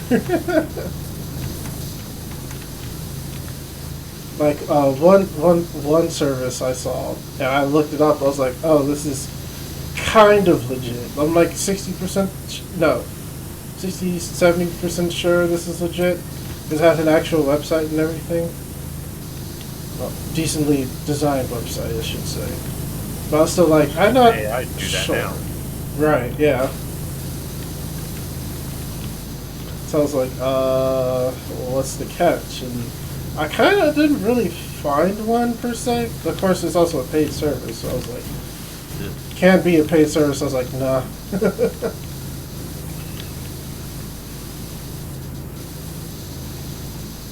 But I was thinking about it, just like, oh, should we have more means of promotion for the channel? Because it would be nice to have more views, but I don't want it to be like doing something like a lot of people aren't going to agree with in the first place. So it's like, I don't know what the service does explicitly. It could make a ton of bot accounts for our subs, and that would be that. Good. Good. If I was just going to do that, I could have done that on my own. Yeah, we got Auto GPT. You can just tell it, hey, make me like 1,000 bot accounts for my Twitch. And I'll be like, done.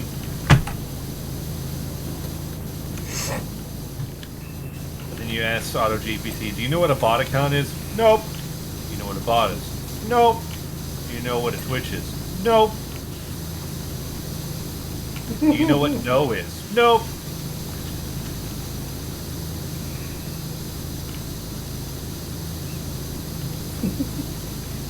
Do you know how you went about making the thing that you made?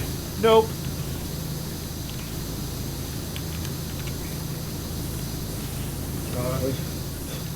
some funny stories I saw. One was from Marcus where he said, I think someone at his work or someone, someone at his work said he was using ChatGPT to do a few things, but Marcus pointed out this thing can lie. Did you check this? And the guy was like, "It can lie? What?" It is all it basically does is it vomits out data at you, and it has no idea what any of its data is. Right.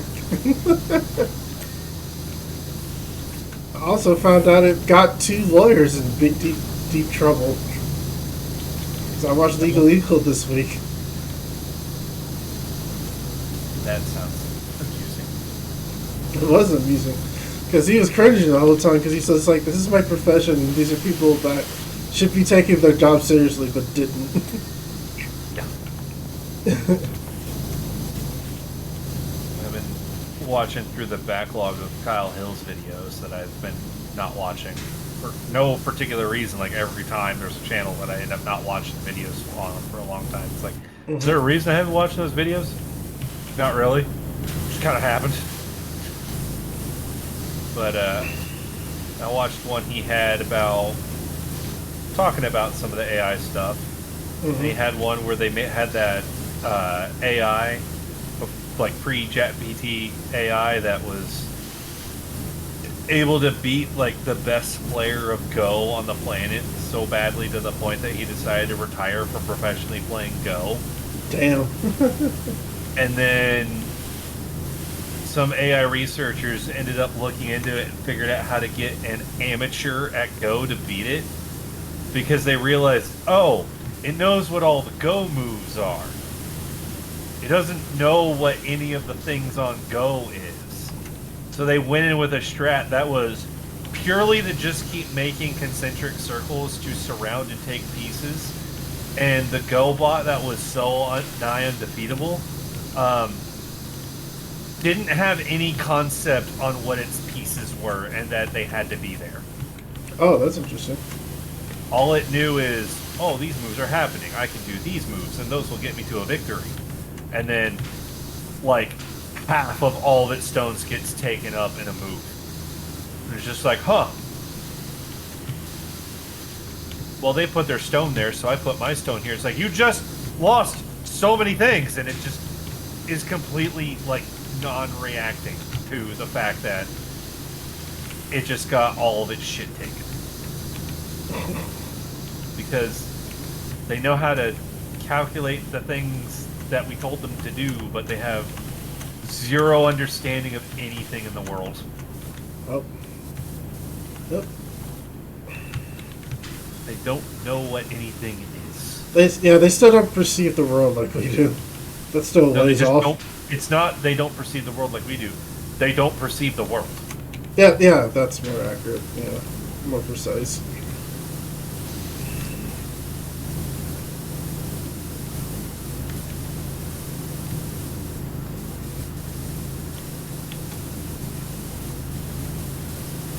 I'm doing serious business, Tom. I'm not just riding the Ferris wheel, okay? I believe you. Better give me a raise for my silence. Do you accept exposure? How much exposure? Oh, the best, most profitable exposure. I didn't hear a number of exposure. No deal. God, I love that old Jim Sterling video. It's so They funny. went to a convention and went up to an artist. I like your art. I will buy that picture for 1 exposure. The guy's like, no. Okay. 2 exposure. No. All right. You drive a hard bargain. 3 exposure, but I'll go no higher. No. Oh man, you're just missing out on all this valuable exposure. Clearly a bit, but just like it's just like people Clearly do. a bit, but something that definitely happens. Right, it's just like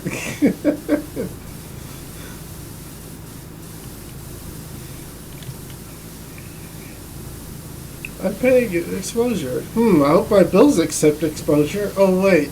They don't.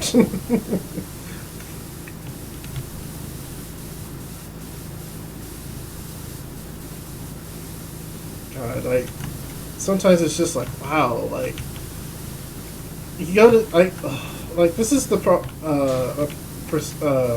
opinion? I don't know what this is, but more like an outlook I've had on life lately. Of just like, wow, I'm pretty sure everybody hopefully went to school and learned the same things. Because I don't think anyone teaches you how to be an asshole. You can just be one. Ah, there are the people that teach you how to be an asshole, though. Assholes. Yeah, and it's usually like other kids, teachers, or parents, or guardians. And it's just like, I wish that were not the case. But it is.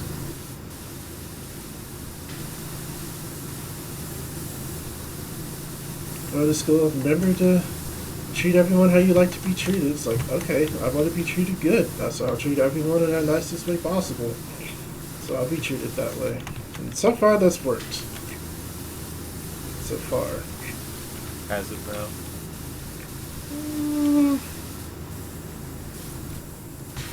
In my case, yeah. Leland, this has been a button that's been here this entire fucking time. Oh, did you pause it? Yes. I totally forgot about that.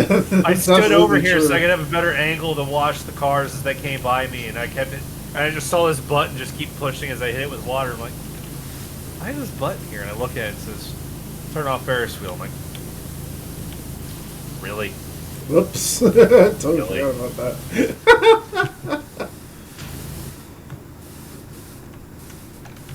So now it's stopped. You can safely crawl around on top of it. Yeah. That's OSHA, I think. OSHA would be not getting on this thing at all. No, there's an OSHA-approved way to do many tasks. That The doesn't tasks still have surprise to be me. done. So I should drop to clean this thing, okay? What's the approved way to clean this thing?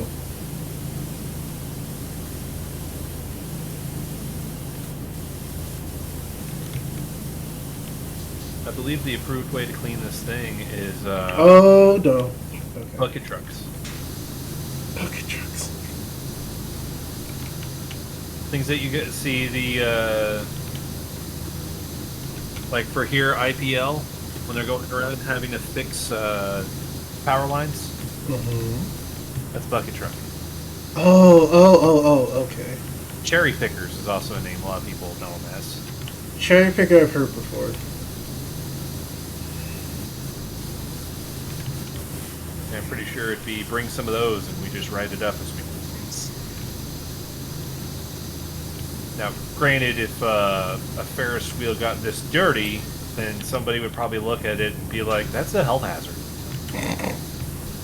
Like, we'll just power wash it. It's like, fucking not. That's a health hazard. It's a health hazard and a threat to public safety. Public safety and that you think they'll get infected with something even after we power wash it, or... Well, I mean, we are power washing with pure fucking magic. True. Because there was rust and there was oxidation that I shot some water at and it came off and it had pristine metal underneath of it. It's like, that's not how that process works. Metal rusting to oxidation to literally falling apart. It's just like, just do spray water on it, or it's like, what? Fixed. Better now. Everything the water touches. Pressure. It is kind of funny. It's just like, wow, this thing really is magic. This town is milking us. Now, don't get me wrong. When you watch like actual power washing videos, it does kind of look a bit like magic. But there's certain things power washing just don't fix.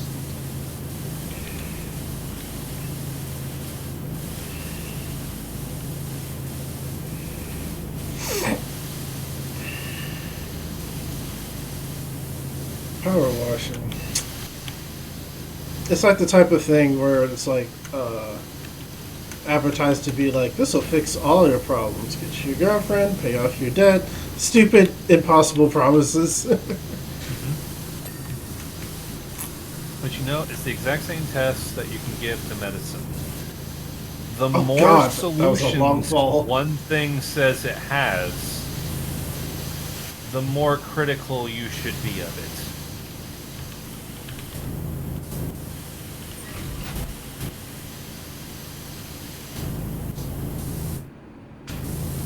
You crushed me. You killed me. I crushed you.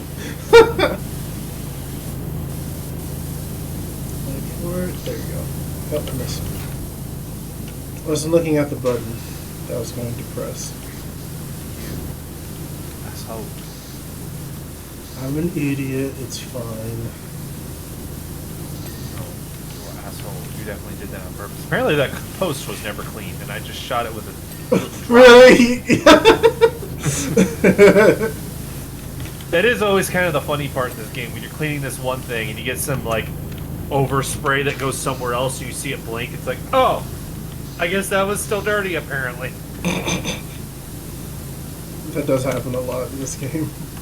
It happened a lot to me when we cleaned the plane. Probably just sitting there sweeping along the plane and things underneath you were just blinking like, oh, I guess these are all extra little pieces. Oh, the pod's clean. That frame's clean. This frame's not clean. I see. Ugh.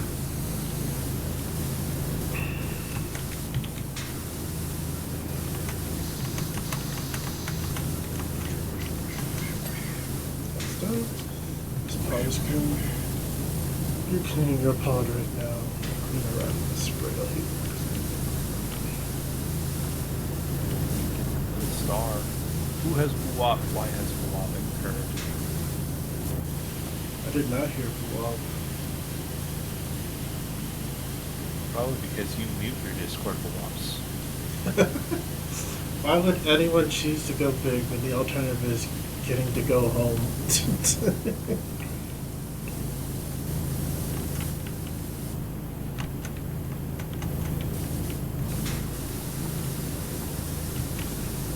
A lot of times, because a lot of times I'm like happy to be at work, but other days I'm just like, God damn, I don't want to be at home right now. Yep. Heck, I'm really happy with the job I have now, and even I'll get those days. You did it. I heard it. I saw the ding entirely light up my entire screen. She's like, oh, seizure warning. Mm-hmm.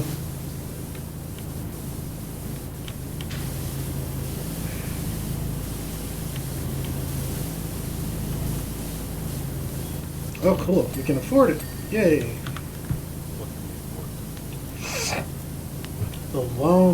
The Pro Long extension. Not the extra long one, the Pro Long one. This one.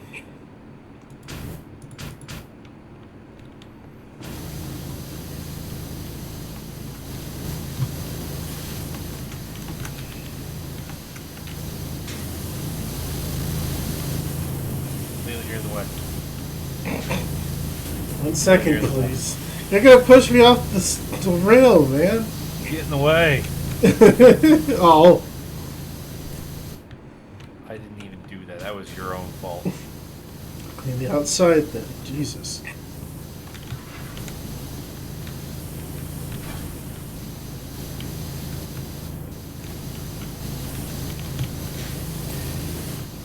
Yay. I cleaned the side panel of the Star because Leland didn't move it on me while I was cleaning the other side panel of the Star. Didn't look at it and be like, are you working? Yes. Okay, I'm gonna fuck you up. I don't do that often. You did.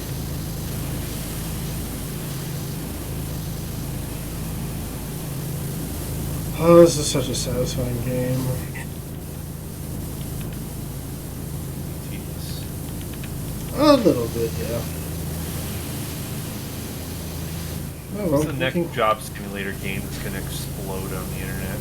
That's a good question. This one was a pretty good one, and I'm not sure why. It's just like, goddamn, because you lose yourself a bit for a while.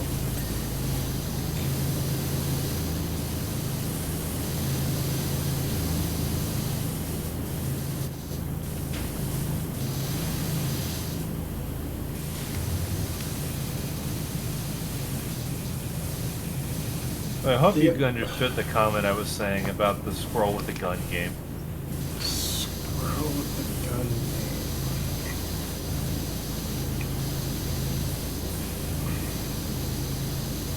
Is this a message, or are you literally talking about it? It's in Discord.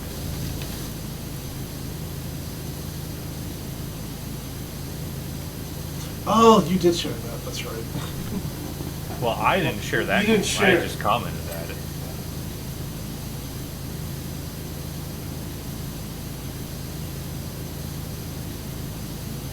Jeez, Leland, way to profile there.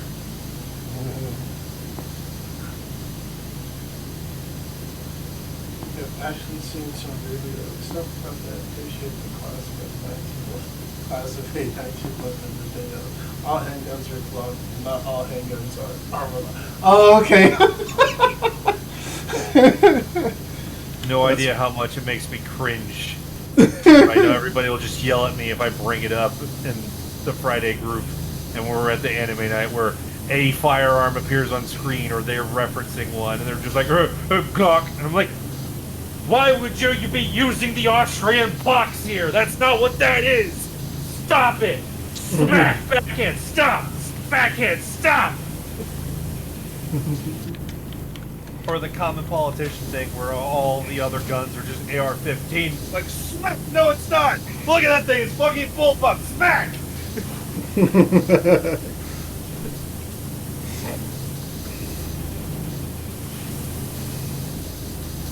Just clearly, like, generalizing everything. It's just like, are you serious?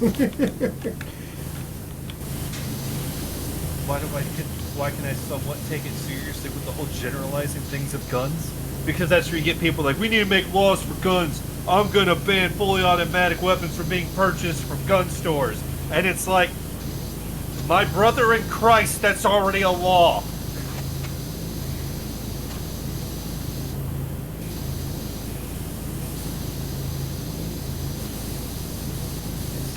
It gets so annoying when you see the politicians there being like, I'm gonna make this law because people can just do this thing. And it's like, no, we can't.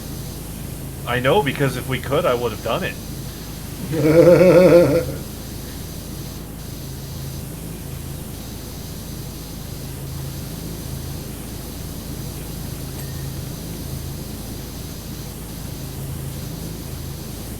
I know somebody for one of those shows we were watching made some comment like, well, it's a good thing they don't live in a country where you just walk in and just buy an automatic weapon. I just right there want to be like, okay, you know what? Go look around on gun stores. You know what? Fuck it. I'll throw you a bone. Go look around on Gun Broker too. And go find yourself a fully automatic weapon that you will get shipped to you in 2 days. Just do it. Fucking do it. If you do it, I will empty my entire bank account to you. Just go do it. Just go fucking do it. Prove me the fuck wrong. Prove me that you can do this thing that I know you can't do. Prove it. Prove it. You want to keep saying that you can when you can't? Prove it. If you want to try and take the route of making a gun law to deal with gun crimes, and you want to have your gun regulation, you should know what's already fucking there. Mm-hmm. Because for the people that want to engage with that thing, it's fucking annoying as sin when you're talking about it, have no idea what you're talking about. If you're wanting to sit there and go out and make those laws, it's far more efficient for you if you already know what's going on.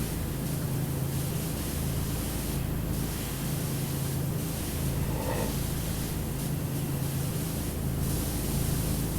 don't understand why people are so opposed.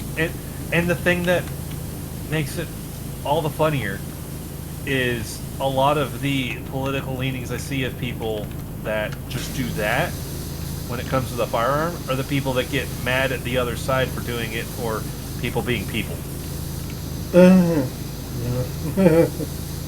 the whole women's rights and because still, I guess your fucking skin color has to be something that's meaningful.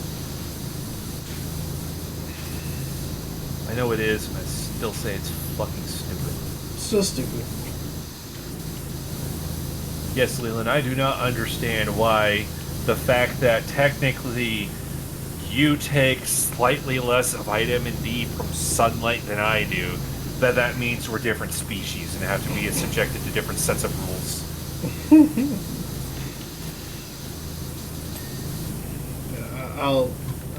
I have said this before. I'll never understand it. Such a waste of time and energy.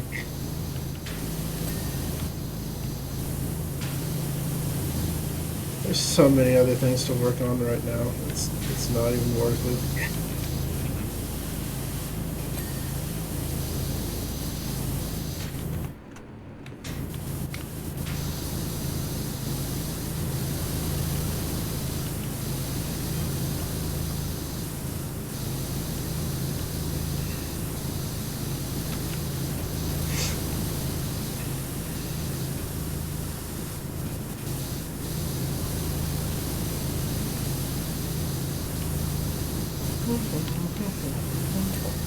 What? Thinking. Yay. Processing, thinking. Shit. Well, something else I wanted to talk about, but I can't remember.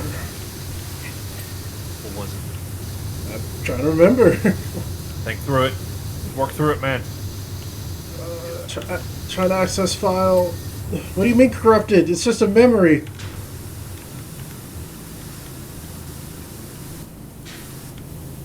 We're supposed to search files. Yeah, right? Oh, God. Okay, it opened. So, I made dinner today. Okay. A weird way to start this. Right? So, I made dinner today. Just to, like, because me and Marcus like to cook a lot now. Well, since we've been living together, we've been getting better at cooking. As in, he has certain recipes he likes to make, and most of the time I have to tell him, like, don't make noodles every week. I'll literally die. Well, you can't just do chili spaghetti for all of your meals? So,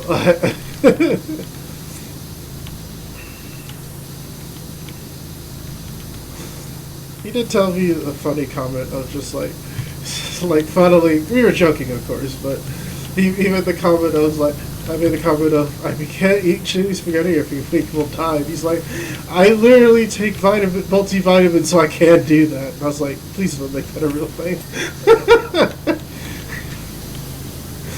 It's like, that please be a joke.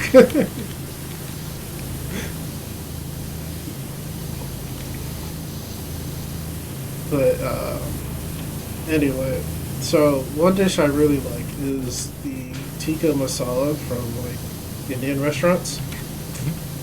So I decided to make one from scratch today. How'd that go? Pretty okay. I gotta say though, coconut milk is weird.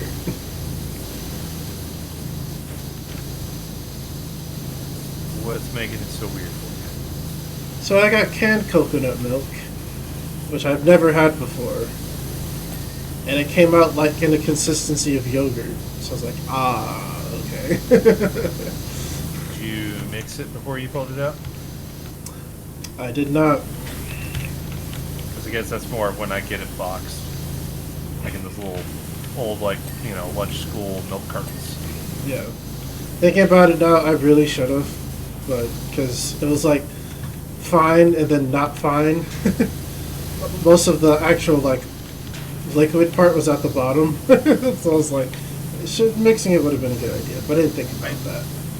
I think there's very particular things that you use when you get it in the separate ways. Because I remember I got a coconut milk one time with one of my HelloFreshes, and it tried to have me do something weird with extracting the coconut milk from it. But then I looked at it after I shook it because I just have the instinctive habit of, oh, carton of a thing. Shake, shake, shake, shake, shake, shake.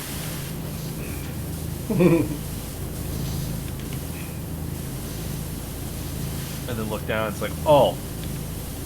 I wasn't supposed to. remove that. It's like a lot of things just say, don't shake. It's just like, why though?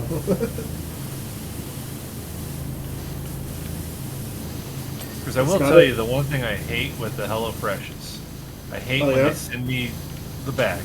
It's got the prepackaged ingredients in there. Mm-hmm. And I'll get the one where it's like on step 3, it's like, oh, put like half the Italian seasoning in. We'll use the rest later. Like, okay. I'm just kind of sitting there, as things are cooking. It's like, where do I use the other half of this Italian seasoning?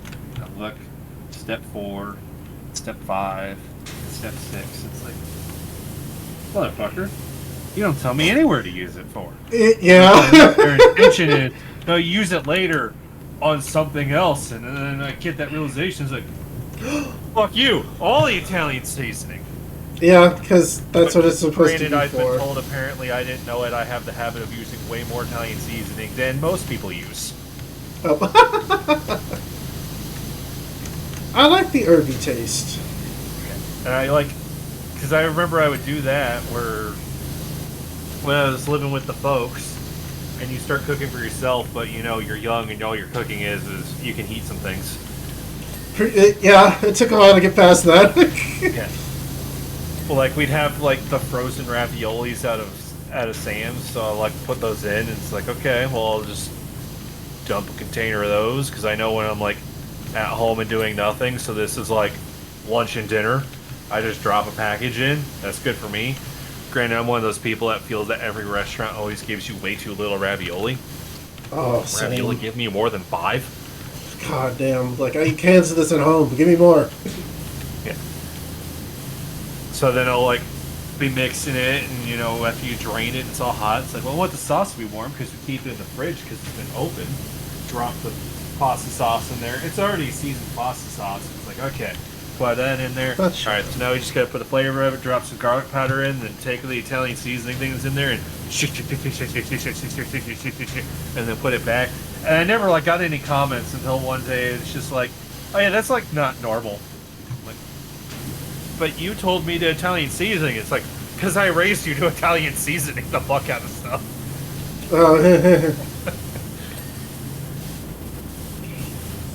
It's like, so you taught me wrong. I mean, no, I taught you taught me right. Yeah, you taught me an option. Yeah, that's how you need to think of it. So I like earthy herb taste a lot of the times.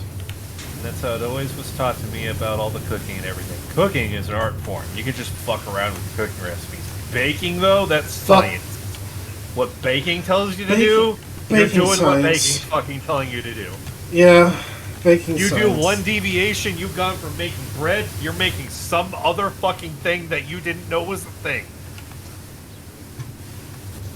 It's like, all I did was just change it by 5 degrees. Like, yeah, now you don't have bread, you have something else. Right. Baking is definitely just straight up. You do it this way, or it's not going to work.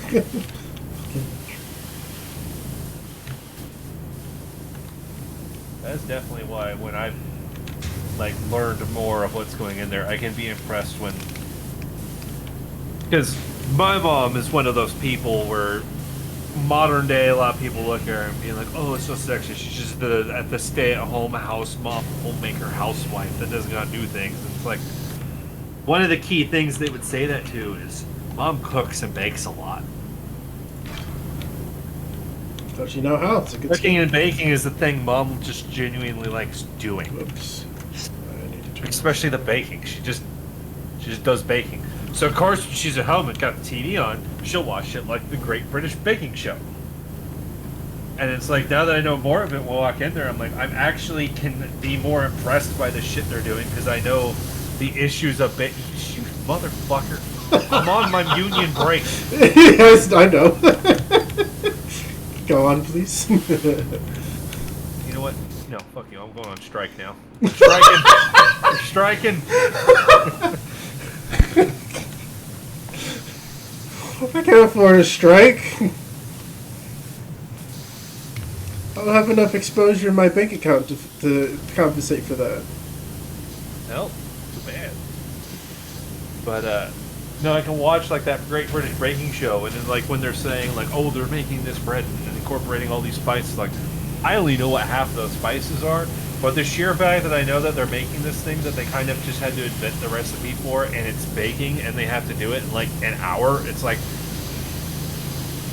I don't even know how it's physically possible. Yeah. So it's like I can be more impressed by that.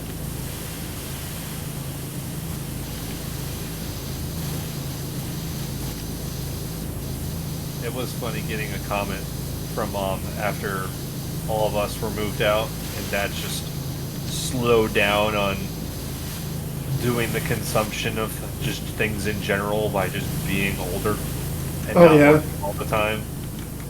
Because she made a comment, it's like, yeah, I made a batch of chocolate chip cookies, and wow, with everybody gone, and your dad not really eating it, I have so many cookies I can actually bake now. And it's like, I told you for years, because you knew your whole family, you had the tradition of you made the cookie dough.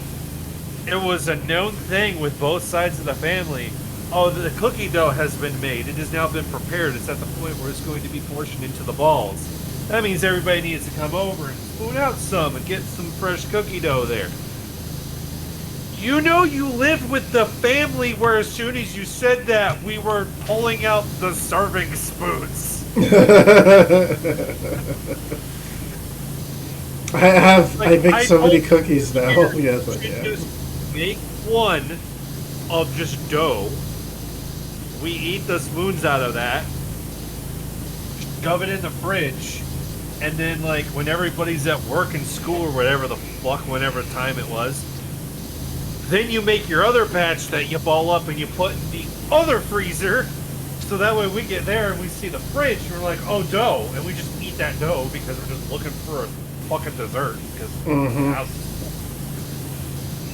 So we just eat that dough because we're gonna go with the fridge, which is close, and not the freezer, which is all the way down there and back there. And because I'm not looking at, I don't know what the fuck's in there. It's Schrodinger's freezer. And then you just pull those out and you bake, and you got the hot baked cookies that you want to have. And we're like, wow, I thought I ate through all the dough. And it's like, because you made the decoy batch. She never did it. Oh my god. You should just make the decoy batch. I guarantee you, as one of the culprits for this, we'll fall for it.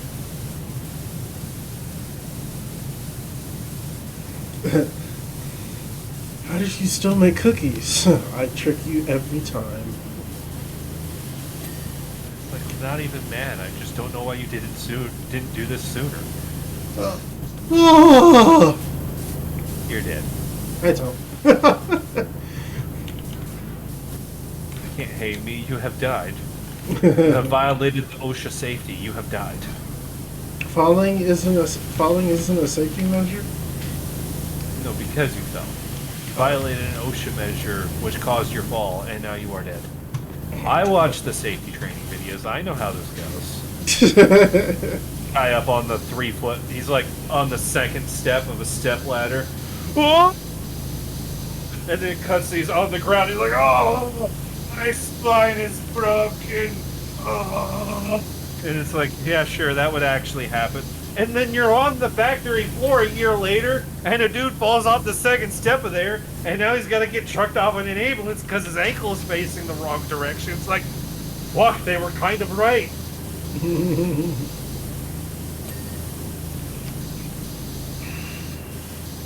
Speaking of pain, now I can start to this story. Segue. I know, right? So for a little while now, I've had like back problems. Oh yeah? Have you had a herniated disc? Nothing that bad, thankfully. Thank God. But oh God, I missed. that was. Good job. You know that feeling when you I get the feeling. This is why I don't do roller coasters very often. But when I'm falling or like looking down or like even in a game, just like going in a motion towards the ground, there's a pit that falls in my stomach and it hurts.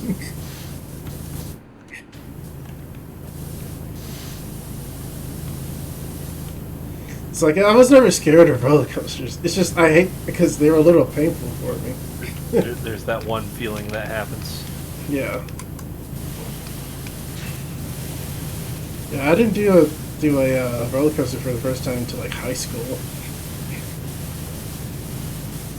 Man, I still remember my first experience with like big coaster, the Son of Beast at Kings Island. Rode on that one. It was still a relatively new coaster. Issue was, when we went on it, the big first reaction everybody had is, this is super fucking rickety. This ride is terrible. Wow, this is a rough coaster. They were doing maintenance on the coaster, which on wooden coasters, a maintenance procedure that will happen is to remove the metal rails and either to replace or to repair. I don't remember the exact reason that they removed the rails, but I do know that is a thing where the metal rails will be removed from a wooden coaster. Oh, okay, that's cool. Because Son of Beast was built as a modern coaster, the rails are basically just overlaid to the wood part. There were apparently sections of the coaster where they forgot to put the metal rail back on. Oh, so from if I'm gathering it correctly, there were sections of the coaster where we were just riding on just straight wood. Ugh. And it gave me a really bad experience with coasters for a long time, because that was right about the formative age of, are you a coaster person or not? Right. But then I turned into the weird thing of, there were a lot of coasters that like I wouldn't want to go on, and people are like, oh, you must not like coasters. But then like at Kings Island, we go like past Vortex, the all steel coasters that are full of all the loops and corkscrews and all that other bullshit. I'm like, well, that looks fun. And so it just turned into a weird thing, and people are like, I thought you weren't a coaster person. Why would you want to go on that one? And it's like, well, steel coasters are smooth rides.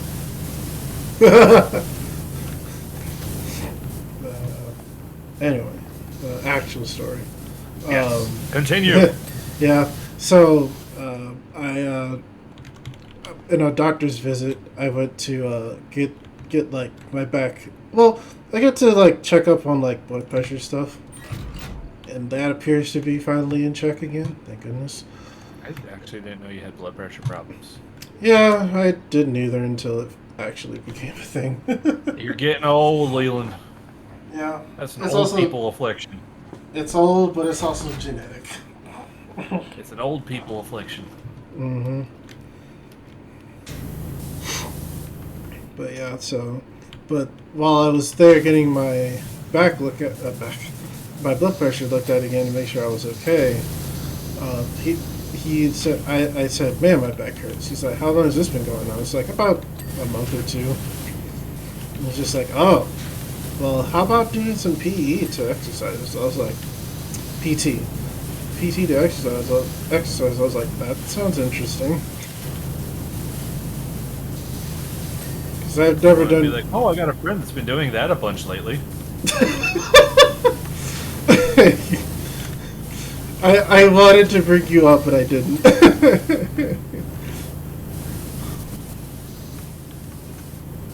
God damn, we're 98% already? Cool.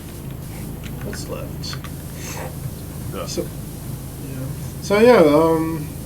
finally finished that yesterday. Yesterday. So my back feels great. Nice.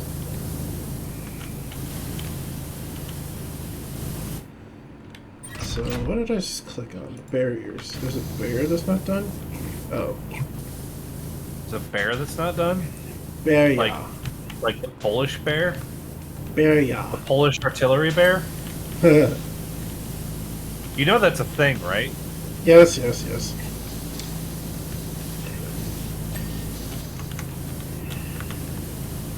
I was saying it in Australian.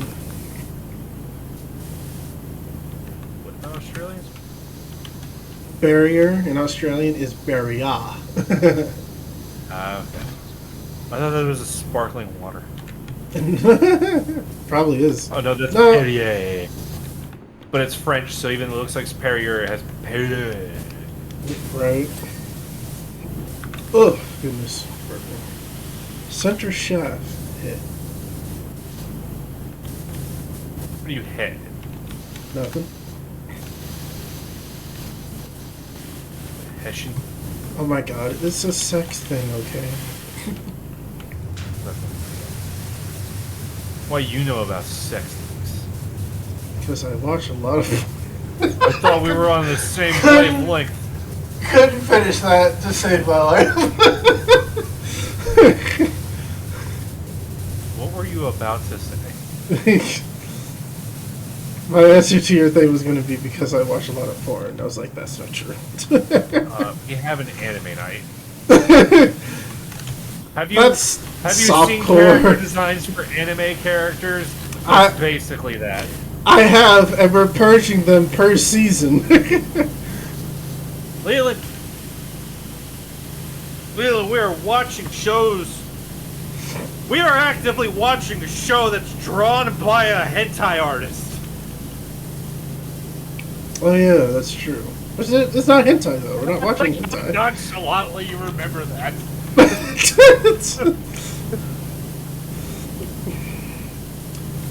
Well,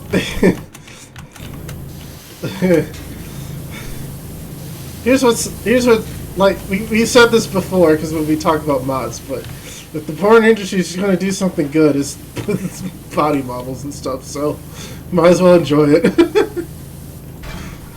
But that's the thing. The one that we're watching for, there's so many times where I see like where I get extended looks of a character or what they're doing with it, and I know because of where it comes from. I know because of what the artist does.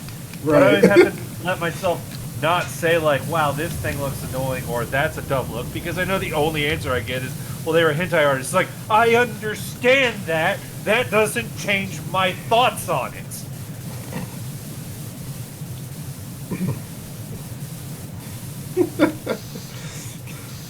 Like every time, oh, this is how you know we watch fucking anime. Every time, like, there's an extended shot of someone's chest or butt or crotch in general, it's just like, oh my god, the shot's not needed. Well, I'll throw this one out there because I don't know. I guess I'm a fucking degenerate. Sure, let's go with fucking that. Have you noticed that the shows are now going through the age of making sure everything's got jiggle physics that the video game craze already went through? Yeah. There's so many shows where I'm like, well, I wouldn't draw this in there because it's not the point of the show, and it's like, oh boy, they gotta have that shot where they show up. By the way, we got jiggle physics, and it's like, why does this show care about that? This show's supposed to be about robots. I'm not actually picking out a specific one there. I just threw out something that would be something that wouldn't apply to that. It's just a common thing of just like, why does... and it's usually the case of, why does this high schooler have jiggle titties? There are so many things where I am somewhat annoyed how everything has to be at high schoolers, because I am... It's probably because I'm a little old. Yeah. Now. It's definitely that these days. I'm definitely getting a little barred out on all these stories having to be, but the 13-year-old will save the world. Like, bro, I know 13-year-olds. I was a 13-year-old. That world ain't getting fucking saved. Nah. And I especially just always have the thing of like, we have the 13-year-old and they're gonna be better, and then they put it in like a modern setting, and it's like, I've met people that are in the military that they're dealing with. That doesn't work. Oh, and then especially when you have the show, it's like, we're gonna involve the Americans, and it's like, okay, and then they decide, oh yeah, and we did the long shot where we decided to specify a branch and we said a Marines, and it's like, Yeah. if it's not, they're constantly trying to kill everything because the Marines operate on default to destroy, then you're doing it wrong. Those Mad Electrician videos that I've shared, he's got a really great one where he's talked about, because the common thing whenever we have the animes that want to get into like war fighting, and they're always doing the thing of, oh, there's the leader, kill the leader, and then the army will break.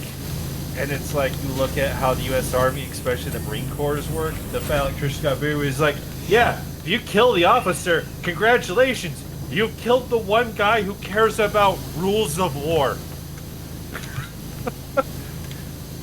So now they don't have a referee.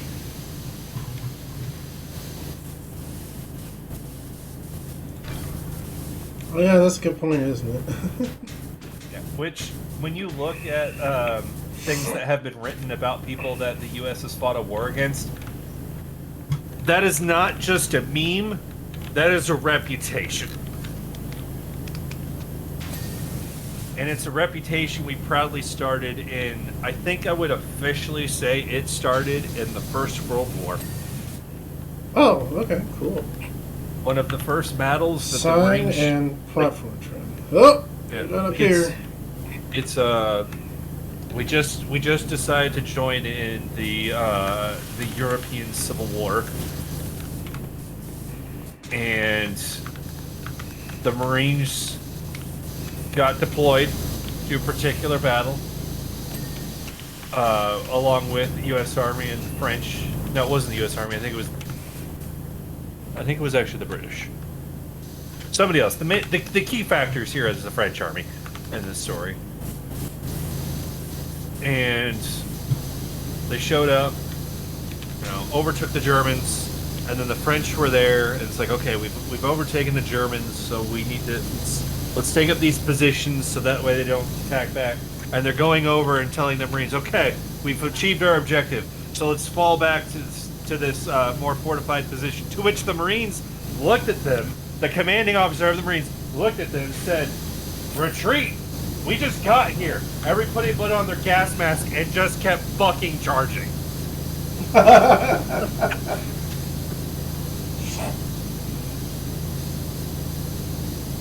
You also have the common thing of like, and this is a story that comes up all the time when you have like a guy who was in the Marines and he goes out paintballing with his friends, and of course it always turns into like you have to 2v8 because of that. And it's like, well, looks like we got surrounded. Surrounded, the poor bastards.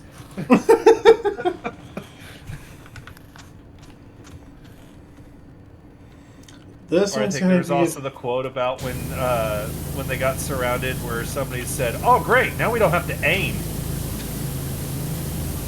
Oh wow. Oh, and there's the great factoid about Fallujah. Oh boy.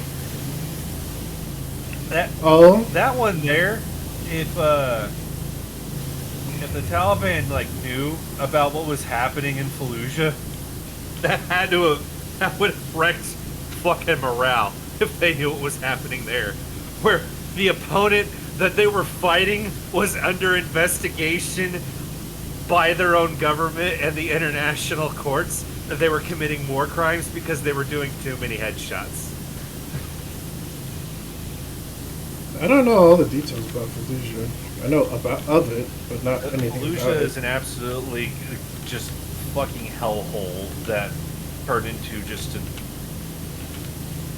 it's the epitome of urban war, where it was just not a fun time. Oh, okay. But Dismiss it like that on my end, but okay. but while they were getting the after actions in Fallujah, they were noticing that there were a lot of people shot in the fucking head. A lot of people shot in the goddamn head. To the point that the U.S. government there is no possible way that there can be this many people shot in the head. We're going to investigate the Marine Corps because we think they're committing war crimes and just going up and just executing people. No, they weren't doing anything wrong. They were just getting a lot of headshots because this is the first time we decided, yeah, things like ACOGs are basically standard issue for everybody now. Oh. Ugh. And it's like, man, just to think, if you had to sit there and you had to fight against your enemy and just hear about, oh yeah, the guys you're fighting against, they're under investigation by the planet to see if they're doing war crimes because they're getting too many headshots. That'd just be like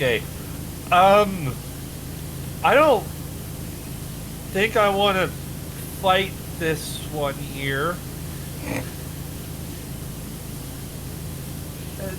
This place doesn't sound like a good place to be right now.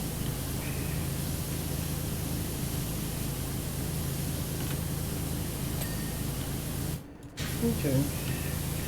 So that's always the funny thing whenever I've brought it up a couple times. We're watching those animes, and I know it's why the animes are pulling it up and all that, because, well, a lot of people don't understand how war works past the Second World War and things like that, and being tradition and all that. That is very true.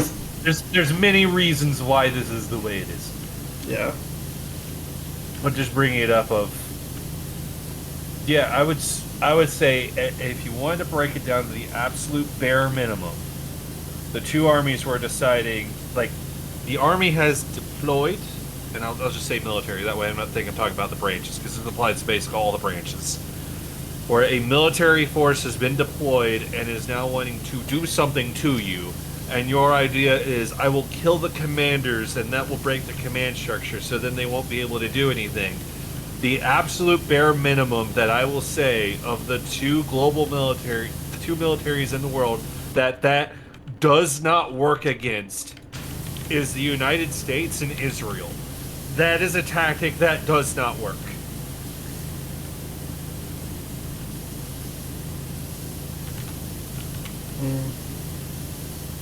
Now, you can make an argument that it might work at these stages of, well, the military's figuring out what it needs to do. Okay, now you might be able to do something, because now you've taken out anybody who's going to come up with any of the plans and issue out the orders. But once they've decided they're doing something, killing the guy in charge, as I said before, basically all you're doing is you're removing the guy that'll tell them not to do things because that's a war crime. Now they're not there. They don't have their babysitter. Yeah, like, not that this is an example, but during, bring up World War II again, but during one of the, during the island hopping campaign against the Japanese, Imperial Japan, didn't during one of the islands, like, American commander got killed? I mean, that definitely happened. It depends on how high up you're going to go with commander. Yeah. Because I don't think a general was on the island. God, no. I think it was close, though. Contrary to what people hear whenever they hear the expression lead from the front, generals are not in places where they're just going to actively get hit. All those times we see out of those films of World War II where you have the generals that are like close enough where they got the binoculars and planning out and they can see just through those 8-power binoculars they can see the enemy. That's a propaganda reel. They're not that close. All those times Patton is just looking out binoculars. He's like, yeah, look, he's on the front line. He's looking at the enemy. Like, he's not. Yeah. He's, for a general, relatively on the front lines.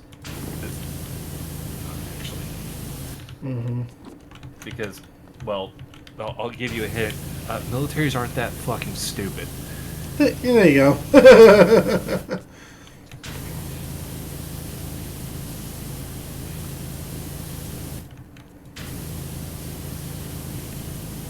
Yeah, definitely one of those was like, why would you do that?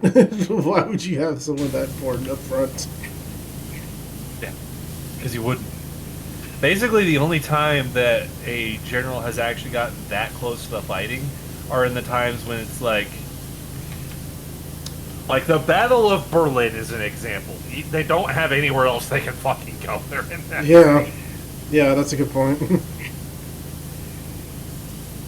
Stalingrad would have been one because Stalingrad was a regional command. So they were in the city. That's about the closest you can get. It's things where it's like been a desperate assault where they just were already there.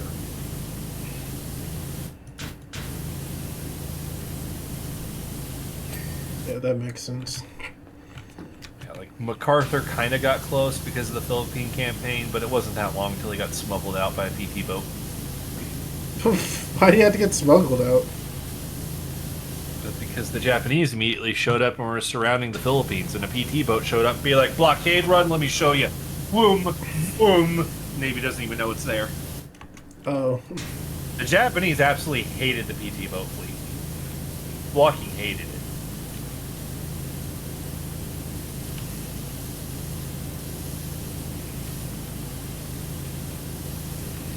Because our PT boat fleet were full of a lot of people that were very good at stealing, or as it's known, strategically transferring equipment to alternate locations. That's a good unit to have in war times. Like I'm sure you're aware that JFK was on a PT boat in the Second World War. Yeah. So I didn't know this factoid until recently. His PT boat was actually famous for incorporating a new thing onto PT boats. Oh. His PT boat crew found somewhere a 37mm anti-tank gun and mounted it on their PT boat. Turns out that was effective. So they started coming up with a purpose-built PT boat 37mm gun. Oh no.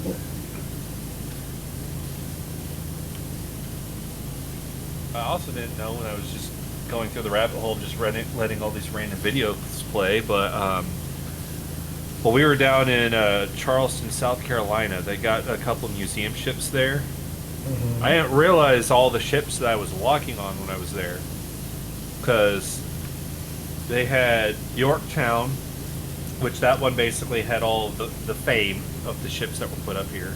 Mm-hmm. There was a Coast Guard, I think it was Coast Guard frigate. I don't know if that one had anything really special for it.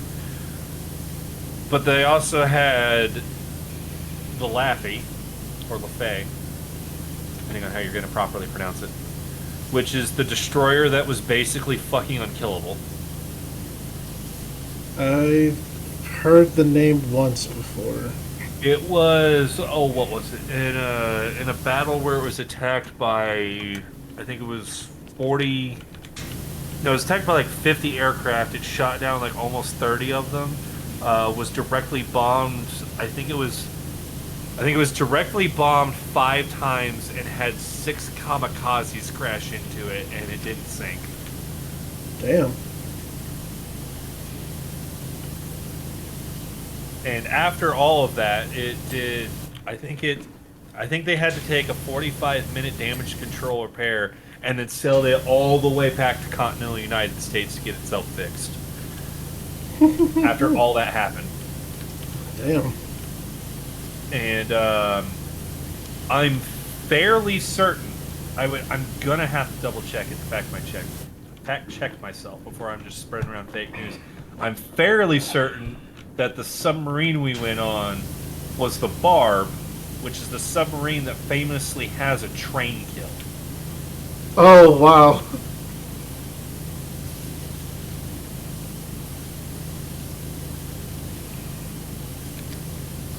Because, and the fun fact, in order to get that train kill, technically, I think it was 6 crew of the Barb were the only 6 Americans who actually invaded soil of the Japanese home islands. Because they saw a train coming into the port that they were wanting to harass. And they wanted to disable the train. But they're a submarine. Few things lead to a few other things. The electrician in the sub comes up with an idea, because what they're going to do is they're going to sabotage the tracks, and when the train comes over it, that's when they want to set off the explosives for the sabotage. Very classic train sabotage maneuver. Very classic, very by the books. Again, reminding, this is a submarine. You know, thing that's supposed to be under the water and torpedoes a boat. This is a submarine. And, so they're trying to figure out, well, how do we blow it up? We can't really just use a timer, because if we set a timer, chances are the train won't be there when the timer goes off. And we don't want to leave a guy behind to just set it off manually. So the electrician comes up with this idea to take a pressure cooker from the submarine and turn it into a pressure switch for when the train goes over, it'll set it off. Spoiler alert, the idea works. So they go over to sabotage the train by putting in, I believe it was 6 scuttling charges, which are the charges that you use to destroy a Navy vessel to make sure it's not captured. And they plant those under the tracks with the pressure cooker, and then they get back to the submarine, and they all watch as the train comes, and reportedly their claim is the engine flew 2,000 feet in the air. Jesus. I don't know how much you could really say that it actually did fly up that high, but I'm sure it flew up high because scuttling charges are big booms. Uh-huh. But yeah, you had a submarine that ended the war with a train kill. Wow. Not too pedantic, but was this like a actual like supply ship train, or was it a civilian train? It was a train going to a harbor. Oh, okay. That usually means like industry and stuff, so yeah. Not that there weren't people on it, and this was World War II, so yeah. There were people in the military. Yeah. It's going to a military port. There's no civilians going on this train.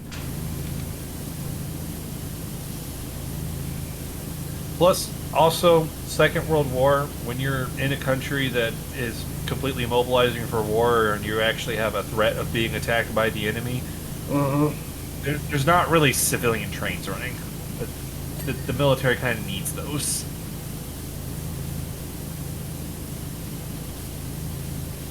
That's why when Germany attacked Russia, Russia had the campaign of destroy all of the trains, and then Germany gets there, it's like, fuck, we needed those. We don't have enough trains.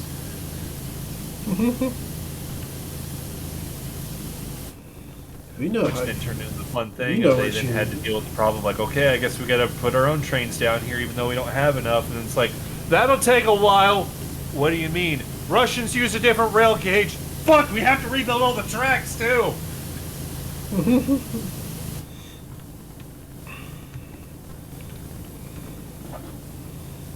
God, just in general, like the very thought of just like, they destroyed all that stuff. Oh, our logistics no longer works. Yeah, because without the trains, you can no longer do logistics.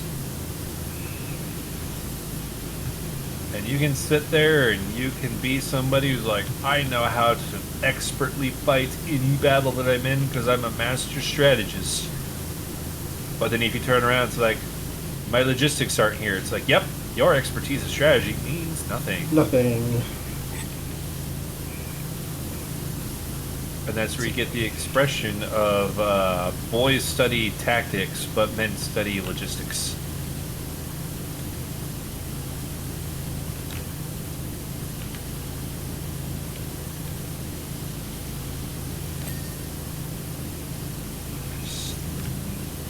I have heard that expression before. Quite possibly. I think you look at enough of the stuff that you would actually have been exposed to that one. You sound like you are just basically being dead behind the keyboard right now. That or you're just bored of what I'm talking about and like, please shut up and stop talking about this. I'm not bored. I'm never bored. Leland, I highly doubt that you're never bored. You have an IT job with the government.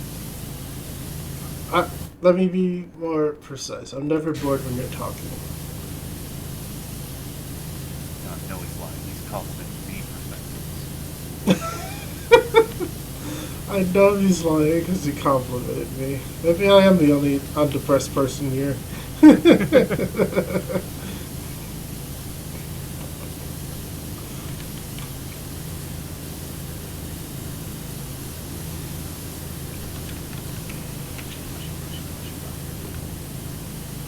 The subway is a probably the most tedious one. Because look at all of this. Well, it's because you have to wash in all directions. Mm-hmm. Especially when you have to clean a ceiling and a floor.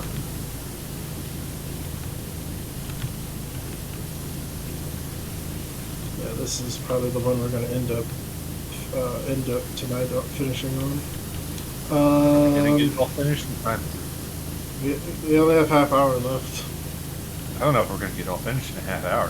No. There's a lot of shit here. It's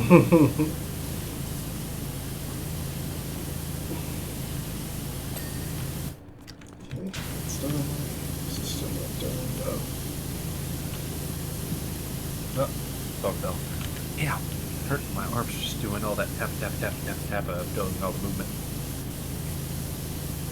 Yeah, I've noticed that my fingers stay very still for very long, and they kind of stay that way if I don't move them. Just like I'm glad I don't get carpal tunnel anymore, but that's still kind of bad. There we go. Okay, that's the ceiling.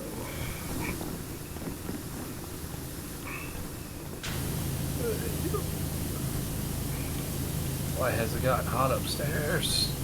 Damn you, global warming and dying planet, damn you! Why must the planet die? If only there were better alternatives to hydrocarbons. I mean, I know for the power grid that there's a solution that I definitely like, but a lot of people are like, oh, super scary! Where are we gonna put all the radiation waste? Just like, oh my god. Where are we gonna put all that radioactive material? Under the fucking ground? Oh, a water table. It doesn't interfere with the water table. It'll just be in the ground. Everything will be radiated. That's not how radiation works. God, I remember having that argument in that stupid Mass Effect group, which I know it comes up a lot, but because there's a lot of people that post in there, the algorithms show it to me all the damn time. Mm-hmm. It gets annoying in the days when all it is people posting up all the fan arts about the different love interests, and they're the super sex pictures, and people are just talking about, I wish that character would bone me, and it's just like, oh my god, this is so exhausting. It is if you hear about it constantly. God, that sounds annoying. Yeah. But, there was one person who was just... It was weird because it was definitely English was not their main language, I think, from the grammar of their post, but I've also met a lot of people who have English their first language and they can't write to save their goddamn lives.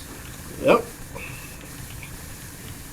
And, he's basically being like, oh, all we see is the alliance in London. Where's the everybody else? And starts saying all the modern day militaries, and I'm like, okay, well, in the lore of this universe, like, there's no United States military because Canada, United States, and Mexico formed together into a super America. So you wouldn't see that. And then it's like, oh yeah, and the Russian military, and it's like, I don't know if this is the time to bring them up because they're showing that they're a lot to be desired right now. But just overall in general, the whole point of that series was supposed to be when we got to space, all the Earth politics kind of just became irrelevant. It really does. So it makes sense why the Alliance are the guys doing all the brunt. But he ended up saying something about, like, and where's all the nuclear weapons to get used on the Reapers? And some guy went, you want to shoot nukes in space? Heard about nuclear fallout? And I was immediately like, we shot a nuke directly above 6 people to prove a point. There's no fallout from that. That's not how fallout works. And then he immediately was like, they got shields, and I'm like, okay, well, first off, that's not your fallout point. That's something else. You're shifting the goalpost. But also, you don't really understand what a nuclear weapon does, because if you shoot a nuke at them, it's like, okay, I now have to test you on the chemical energy, because that's technically it's classified of the explosive pressure wave of a nuke going off, the kinetic energy of whatever I shot it from with, because as far as I look at it, the way those massive accelerator cannons work in that universe, there is zero reason why you couldn't make a nuclear projectile to shoot out of that. So now you have to deal with the force of that thing being shot at you, but it's also a nuke. So there's your kinetic action. There's your kinetic factor. Then they have to deal with the fact of nukes are hot. Like, there's a lot of hot. So they gotta be able to be shielded against the extreme rapid temperature change. And then, the byproduct of a nuke, electromagnetic, they gotta make sure everything's shielded in there, those fucking robot people. Which a lot of sci-fis love to just ignore that as a thing. They like to be like, oh, well, they just reprogram themselves. It's like, EMP does not do a programming thing. It goes, oh, you have electronics in there? I supercharged electronics where you're doing them. They arced across your circuit boards and burnt themselves out. That's what an electromagnetic pulse that's what an electromagnetic pulse does, and that's why if you know one is coming, you can actually sit there and turn all of your electronics off, and the damage from it will actually be quite minimal.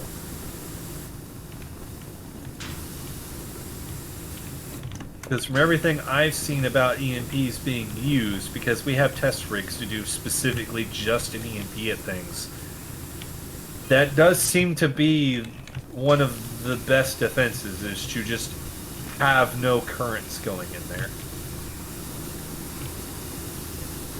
Fixes a lot of my computer problems. Is usually on when they test it. It fixes a lot of computer problems.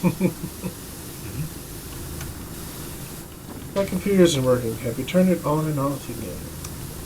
Oh. Every time.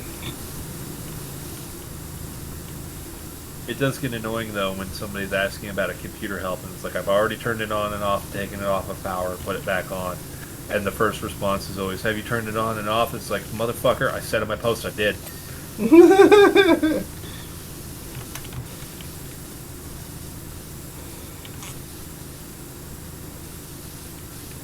Oh, a fun IT thing I had to do, because I kept thinking that I kept turning off the Windows automatic updates, but seeing as how I've kept constantly have been losing renders that I've made in DAS because it just automatic restarts from an automatic update.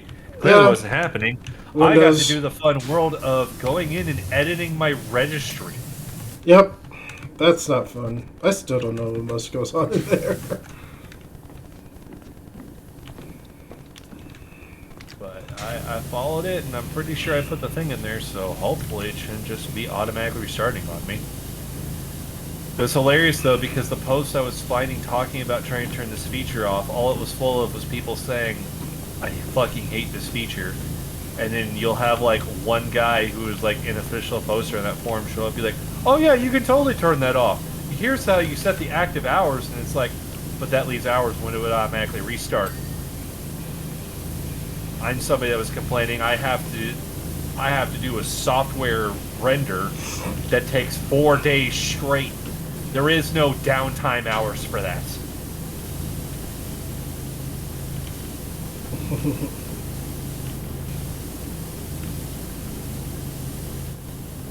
Yeah, like, why for a lot of people, give an option to say no. Yeah, for a lot of people, I understand why he still said that, because, like, especially at my work, a lot of people just keep their computer on, and it, like, does its thing every time, but a lot of, when computers problems arise every now and then, a lot of people are like, why does this keep happening? It's just like, because in our case, Windows is tailored to restart every now and then, so do that. Like, either turn it off or restart it every week or so. It'll usually help a lot. Well, the biggest argument that everybody's putting in there is nobody had any problem with restarting the computer, especially to updates, because they knew that there's updates that have to get restarted to work. It's that you had no control on when Windows wanted to automatically restart you, so when they have a project that's set up, and it just has an extremely long render time, so you have to leave it up and run just straight. It doesn't run in blocks, it has to get run straight. And then when they walk away from it, Windows goes, it's not active hours, shut it all down, restart. And they come back, it's like, that was my job, you just fucked me out of a paycheck.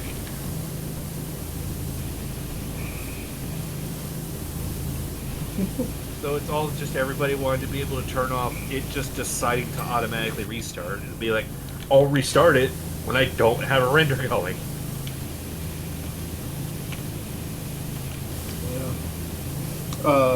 Recently, Windows is just like a problematic OS in general. Yes, it's the most used. It's still the most problematic. That's why it's the most problematic. That's my argument. Well, everybody's going to use it anyway. Like for a while, like I think like a few months ago, Linus Tech Tips, like they made a video about like sleep on laptops and stuff. How that just for most of the many people, and a lot of the time it just straight up did not work. And the way Windows talks about it, it was like it turns into, while it is a Windows problem too, it's also a motherboard problem, a manufacturer problem, because Windows goes off whatever drivers those manufacturers use for said machine.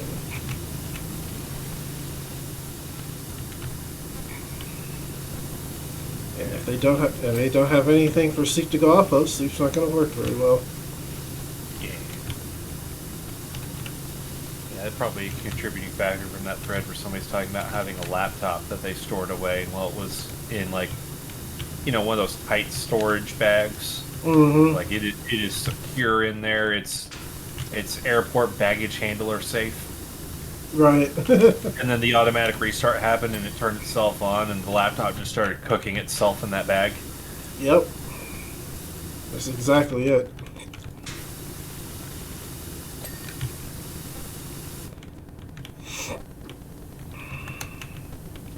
Yeah, that's the problem everyone had.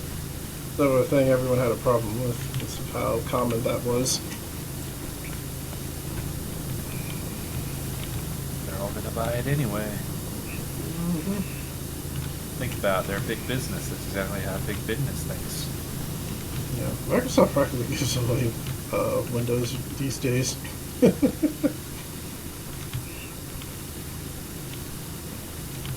just remember, Microsoft had to bail out its competition.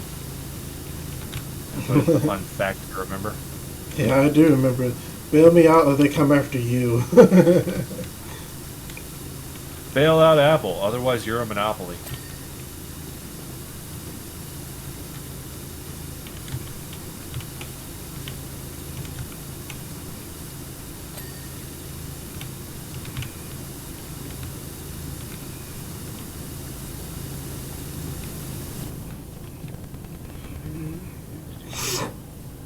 And Microsoft pretty much got dinged for being a monopoly many times. I'm shocked people aren't trying to think Disney is. Sure fucking feels like it. It definitely is.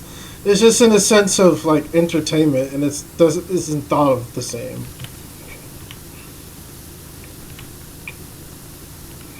So it's just Probably like just because it's harder to prove that they're truly a monopoly. right, but you see those charts. It's just like this is all of Disney. It's just like really. It's like yeah, this is a lot, isn't it? Heck, that's how it sometimes feels at Gen Con when you actually know all the background stuff of a lot of these tabletop games, or tabletop companies. Yep. Walking around dealer hall, that's owned by Asmodee, that's owned by Asmodee, that's owned by Asmodee.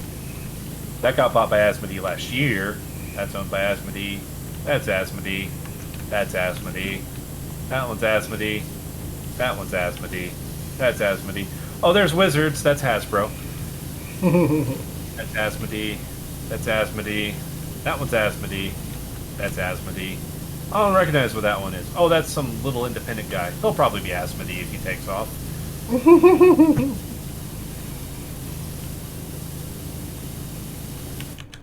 I just still remember how shocking it was to the tabletop game community when we're all used to, you always see Catan everywhere at Gen Con, and the gatekeepers are always annoyed by Catan being there, and it's like, just let people have fucking fun, Jesus fucking Christ. And then it comes around to be like, oh yeah, there's gonna be a big change with Catan, because you look over and it's like, wait a minute, where's Mayfair isn't sponsoring here? And it's like, oh, Asmodee bought them, and it's like, fucking what? Yeah, I remember seeing that. Just like, wow, I'm not used to not seeing Mayfair. I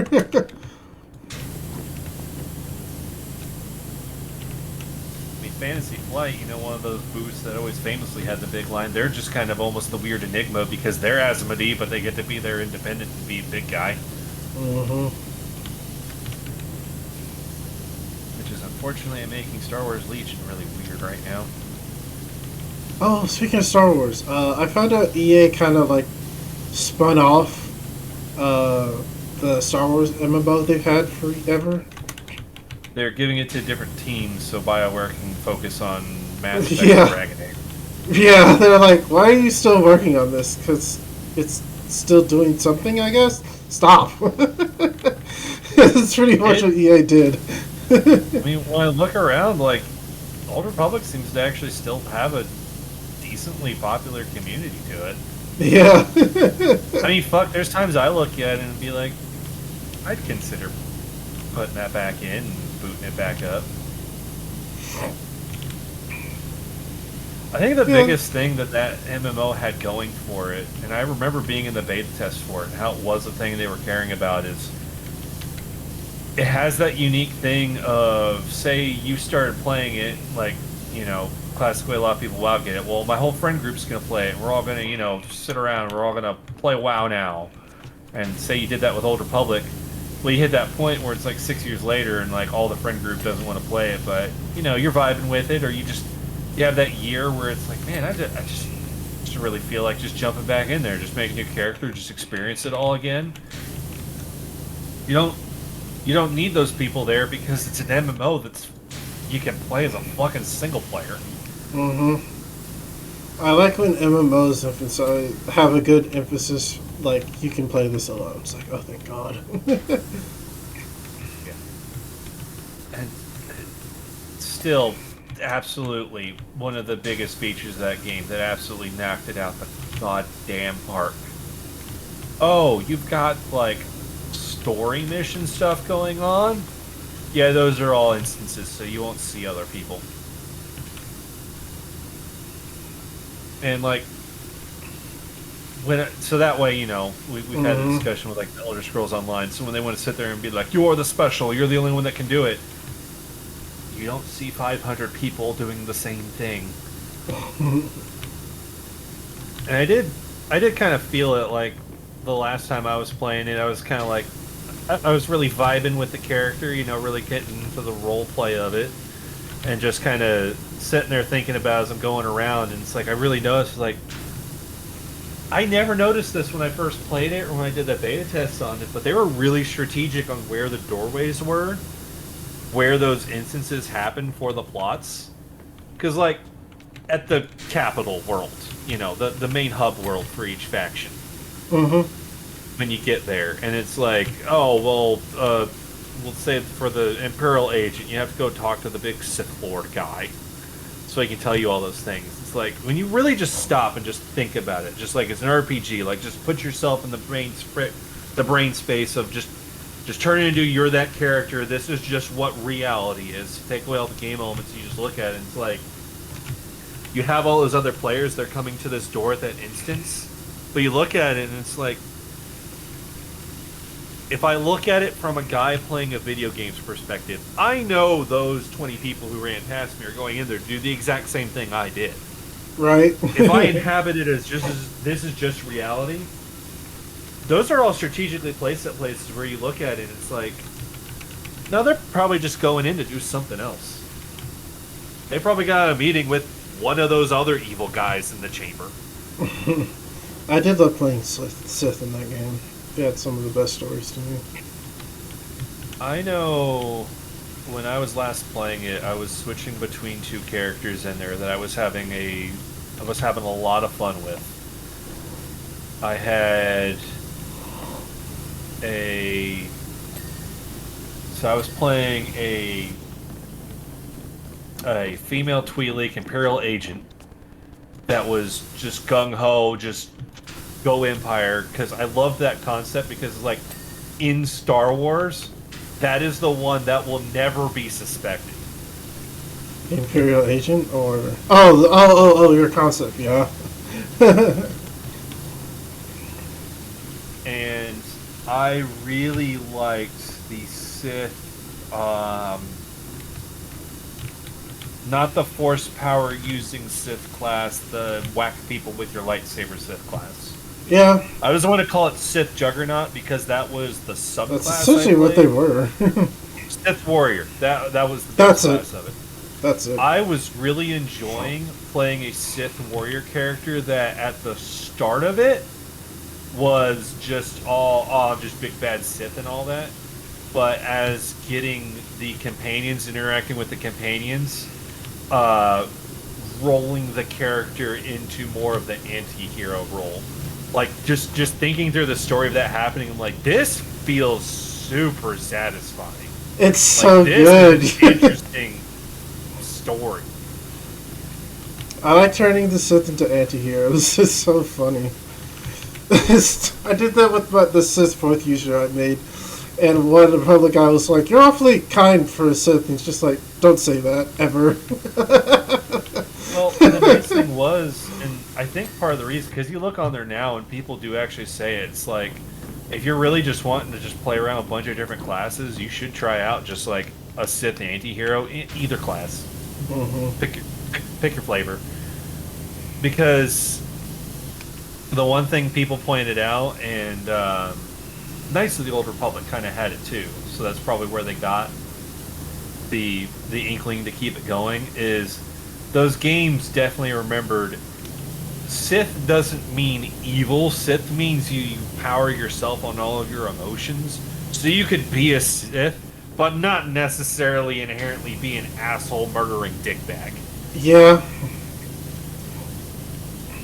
I think the It Sith just means Warrior. that you don't want to do the holy silent monk order way of doing things. Yeah, I think the Sith Warrior had a particular story bit where you like recruit a Padawan with you, and she's So I like, think that's about mid game of its story. yeah, and she's like, "I'll follow you, but I'm not gonna turn Sith." It's just like, I think the person I was watching at the time was like, "That's fine," because you clearly have emotion. I just want you to express your emotions. Because that's what I'm about, not necessarily being actual Sith. Yeah. You didn't need. You just need to actually think about shit.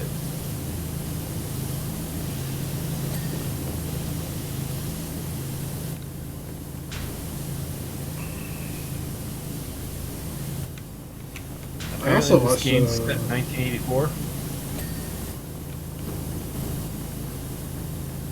Huh. It doesn't look late 1984.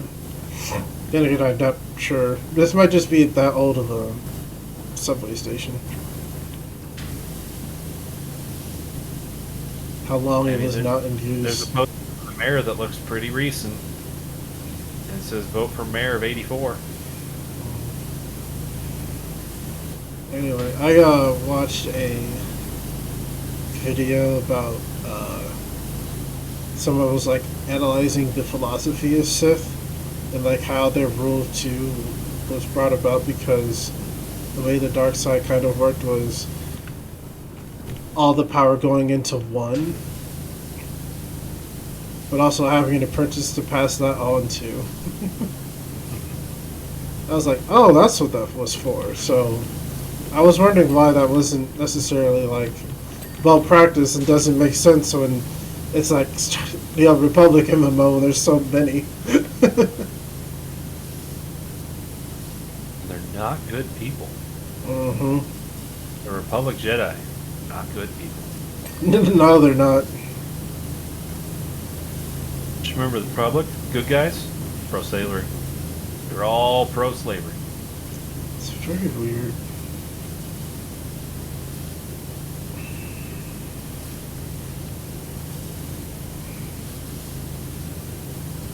Look, did you ever see the Republic dropping down to a world that ends slavery? There's probably only one you can make an argument they did that, and that was Kashyyyk, and that's just because they wanted fucking Wookiees. Yeah, that's true.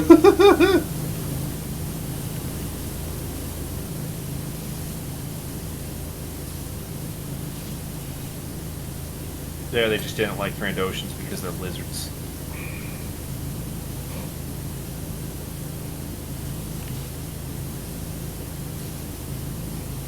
Wash it, wash it, wash it. Wash it, wash it, wash it. I'm so happy there's a second person this time. Because I feel like I did, like, barely scratch the surface, but then I look at you and you're like, oh, you did a big chunk already. Oh. Yeah, I did it without all the fucking tools because you won't give them to me. I haven't used them Fucking once asshole. in this one yet. Fucking asshole. I haven't used them once in this subway. Every time I turn around here, he's like, soap dispenser.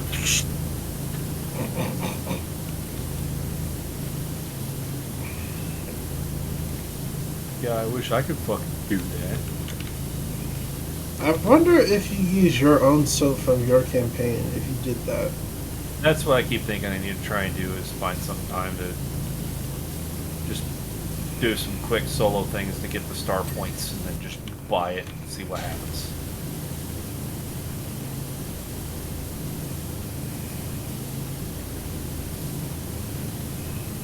Wash it, wash it, wash it, wash it, wash it, wash it, wash it.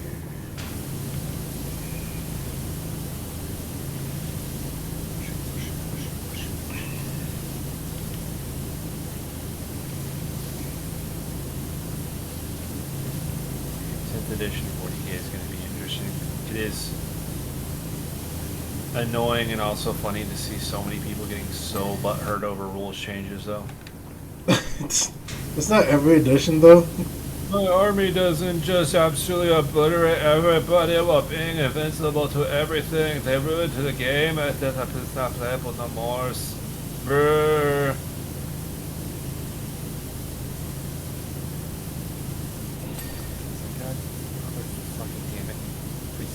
Fucking stop. I like it when they have it. It's interesting that people want to do a power fantasy in a grimdark setting. Well, the thing I can't get over is a lot of these people complaining, like the Tyranny group, for instance. Okay. I see them constantly talking about, constantly sticking this thing of running the free Flyrant list. They keep bringing it up, they keep talking about it, they keep trying to run it, and I just keep looking at it, and it's like, my brother in Christ, that list has not looked intimidating for 6 fucking years.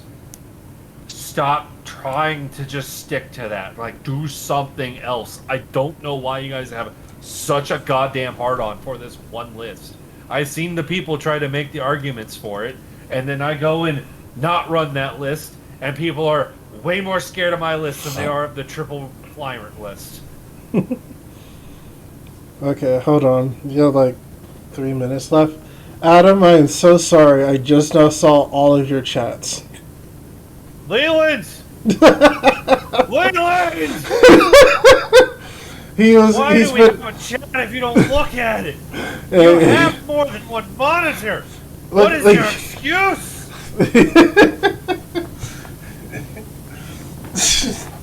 Adam, he's been here since chili spaghetti. Shit, that was like Oh an hour my and a half god, ago. what a great betrayal. Greatest anime betrayal right here, I folks. was so bad at looking Greatest at chat. I'm anime sorry. betrayal. Thanks, Adam. See you later. The greatest fucking anime betrayal right here. Oh my god. It's okay. He thought it was entertaining, though. God damn. I would have acknowledged his chats a while ago if I saw them, but I had his screen covered up. I thought it was suspicious when you were like, oh, this person's back in the chat, and then you didn't tell me anything about anything they said, and like, this feels suspicious. No, because all he said was, what's up, y'all? And I said hi back, and that was it. And then Adam chatted in probably like an hour later, and it's just like, oh, oops.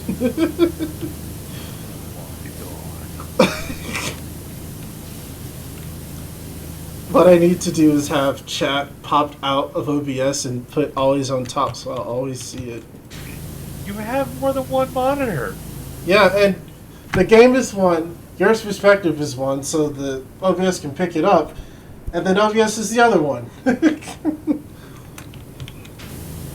The worst part is I have to when I'm looking at Discord messages, I have to have that up too. So that's what was covering OBS for a while. You don't need to actively be looking at my screen, though. No, not at all. No, it's just I do.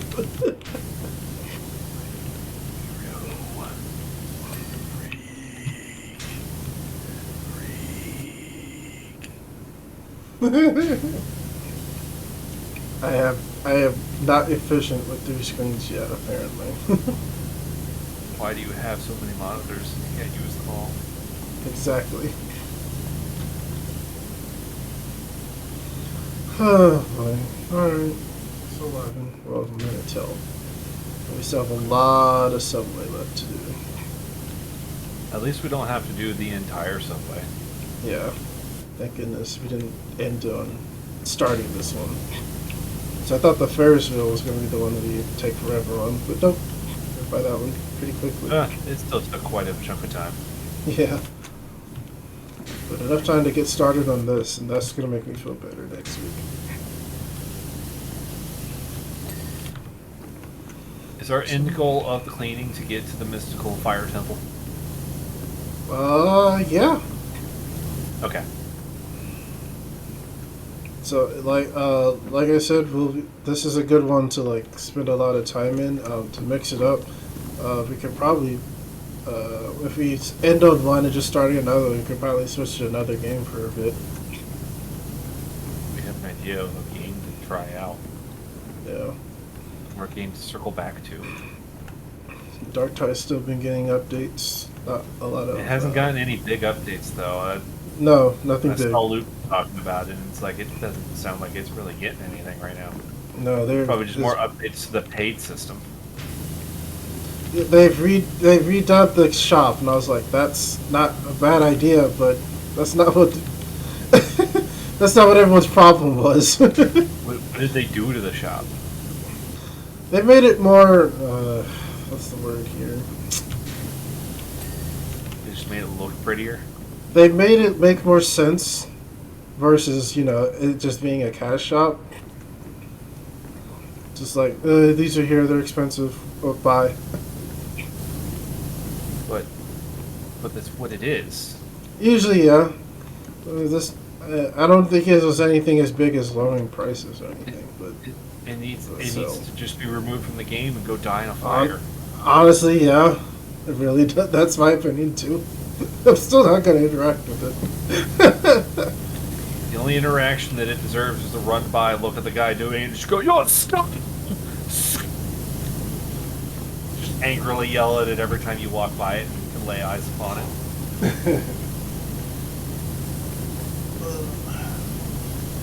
Oh, that's weird. I didn't notice this. On yours, in first-person view, you're using both hands to hold the power washer nozzle, but on my screen, you're still doing everything one-handed. Well, you only go two-handed when you put an extension on. Why do I have the long boy on? I was wondering about that. Probably because I just put things on and just forget about it. True. Yeah. So there's a lot of fire and forget over here. Yeah. All right. Hey, I had real precise cleanage. Thanks for watching, everybody. We'll see you next week. Wash it, wash it, wash it, wash it, wash it, wash it, wash it, wash it, wash it, wash it, wash it, wash it, wash it.